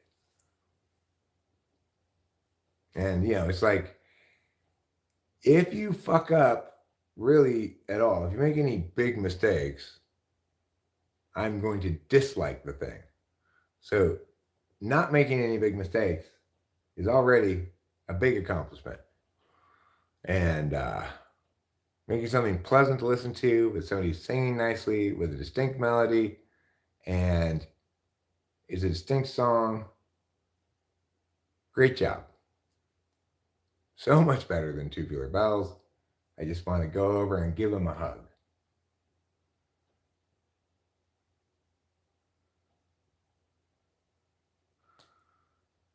Well, not every Billy Joel song is good, but Billy Joel does have a ton of good songs. Tom Waits is not a songwriter, right? He's a stylist. You might like his style or not, but you're not gonna walk out of the house with a Tom Waits song stuck in your head. Even Yeah, Yeah, Yeah, Yeah is better than Tom Waits in that regard. I hate that song, but I cannot deny that it gets stuck in my head. Well, I don't need to get the artist, right? I don't deal with artists. I deal with songs slash tracks. Do I like Genesis? No, I do not like Genesis. That doesn't mean there are no good Genesis songs, okay? Let me reiterate that. There may be some good Genesis songs. I'm not deeply versed in Genesis because I don't like their general aesthetic. But, you know, it's like look at Squeeze. I do like their general aesthetic, Squeeze, but probably their best song, almost indisputably their best song, is Tempted, which sounds like no other of their songs. You know, Squeeze is the band that does um like that song Pulling Muscles from a Shell. Pulling muscles from a shell, pulling muscles from a shell. And I feel like William Tell made Marion on her tiptoe feet. That's one of their songs. They do Cool for Cats. They have a number of songs that got some radio play. But their best song is Tempted. And Tempted doesn't sound like any of their other songs. It sounds like a soul song. But the songwriting on it is just so brilliant. Where's my keyboard? Why do I move things? Why don't I leave things where they're supposed to be?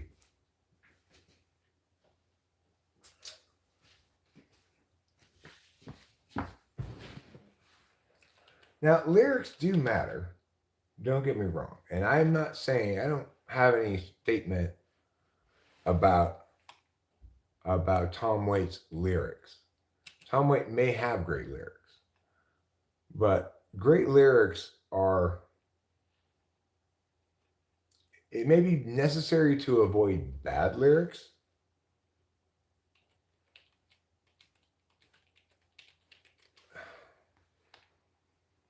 but doesn't have to be great lyrics that be a great song. There are some great songs where they don't have any lyrics or you can't hear lyrics. Some great instrumentals that don't have lyrics.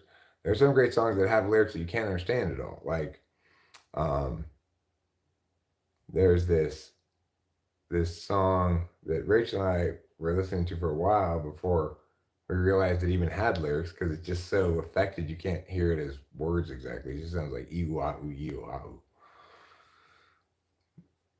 Okay, so Tempted by Squeeze, it goes like this. I bought a toothbrush, some toothpaste, a flannel for my face, pajamas, a hairbrush, new shoes, and a case.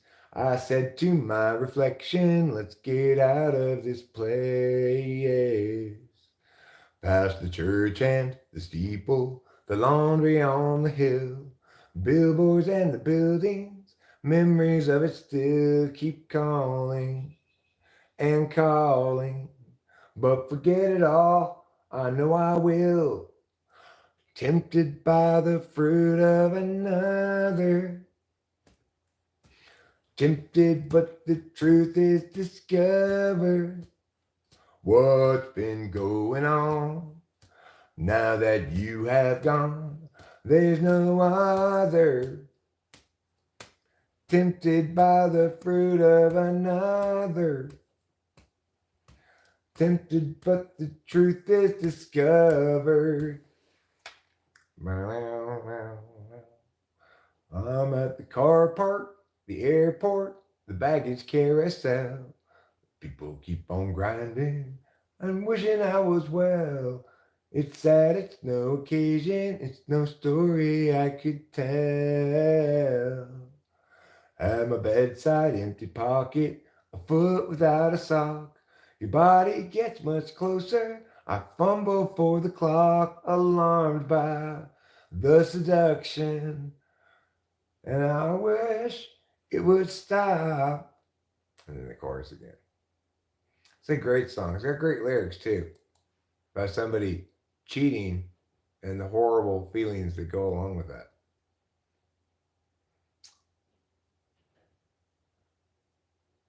Nearly got a headache with all the arguing.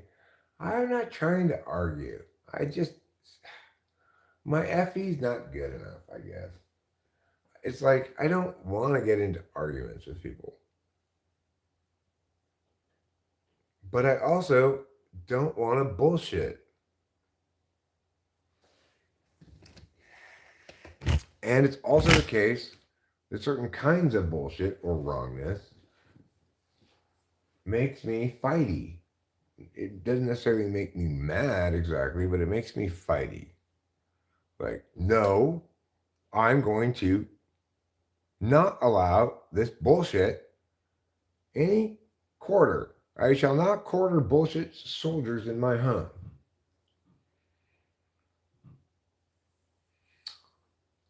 I'm a bit of a crusader in that regard. I'm a crusader against bullshit. It's just a noble cause. You know, no good comes from coddling bullshit. But it's not a cause that wins me friends and influences people. That's why I'm not Andrew Carnegie, who I believe wrote that book. High heels are for pushing your butt out? Is that why people wear high heels? To make their butt stick out more? I thought it was to make them look taller. I never really was entirely sure why people wore high heels. Like, what's up with that? Those shoes are clearly difficult to walk in and uncomfortable. How did they become a thing, even?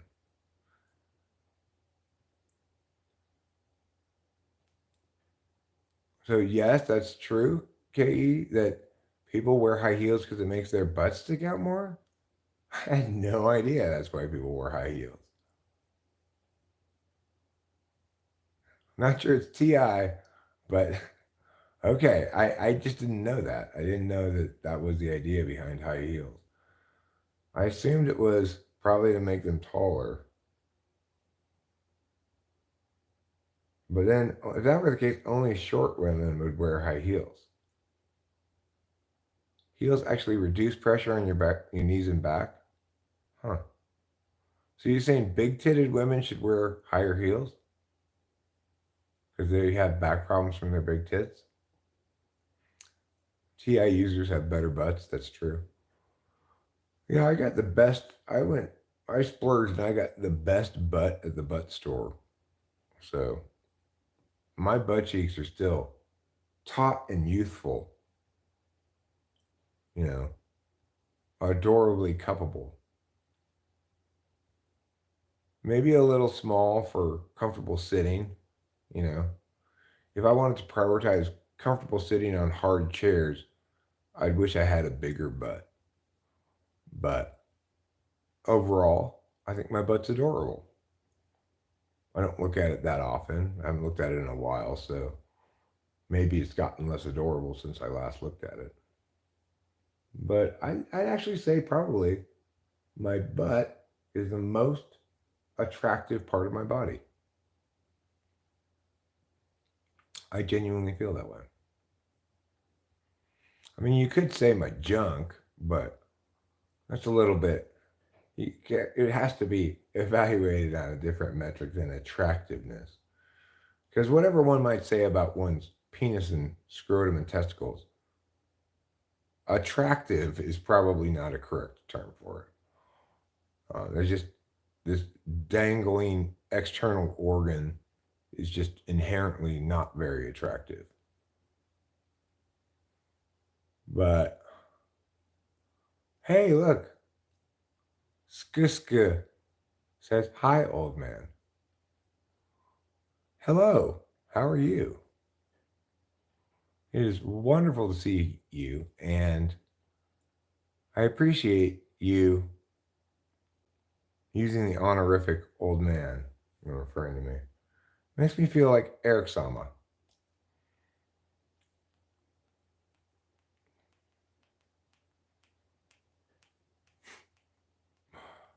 This is a ENTP statement if I have ever heard one. If people were willing to pay, I wouldn't mind, but I'm too lazy to sell. That's like the most ENTP sentence ever. It's so TE6, SE8.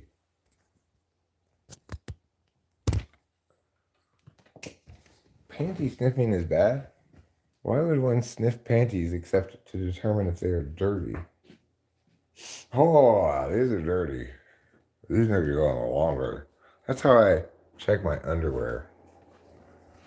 Well, bun huggers, I don't need to. After a few days of wearing the same bun huggers, they start getting general yellow stains on the front of them as little dribbles of pee gather. You get a little brown mark on the back where I picked my butt. And I go, oh, these bun huggers are so gross. I can only wear them for one more day.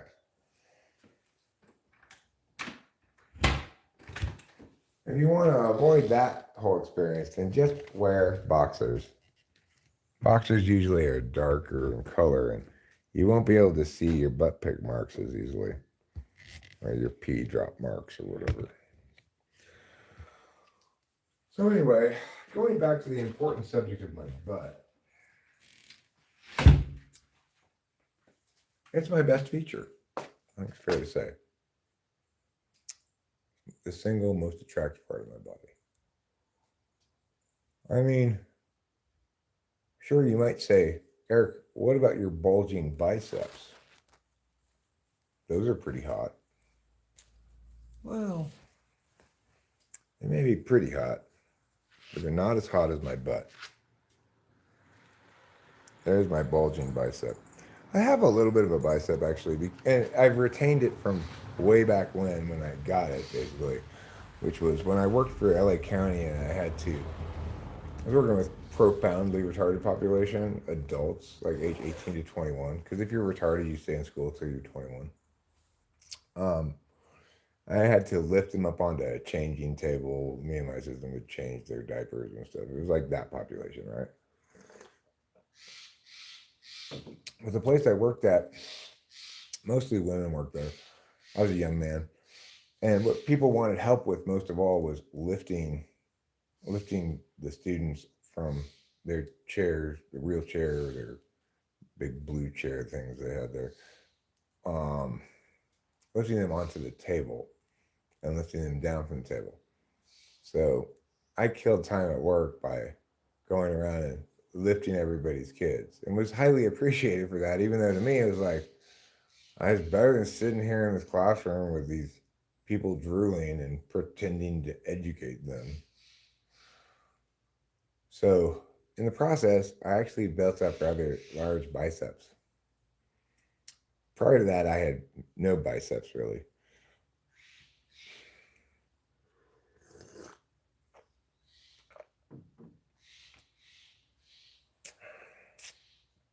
It didn't help my pecs at all. I still am as flat chested as a newborn baby. But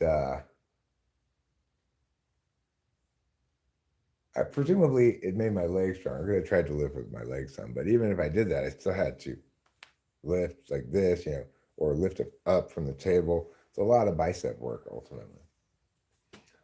I never would purposefully try to make my biceps bigger, but I wasn't unhappy with the naturally occurring growth of bicep. I did one time hurt my back. I was out of commission for just a couple of days. Like I was at work, like walking like this, but it fixed itself quick enough. That was the only time I ever hurt my back at work. I gotta take this call. All right, I gotta go. Sorry for the interruption. I gotta deal with this phone call. I gotta call it back. So, talk to you later. Love you all, and have a great day.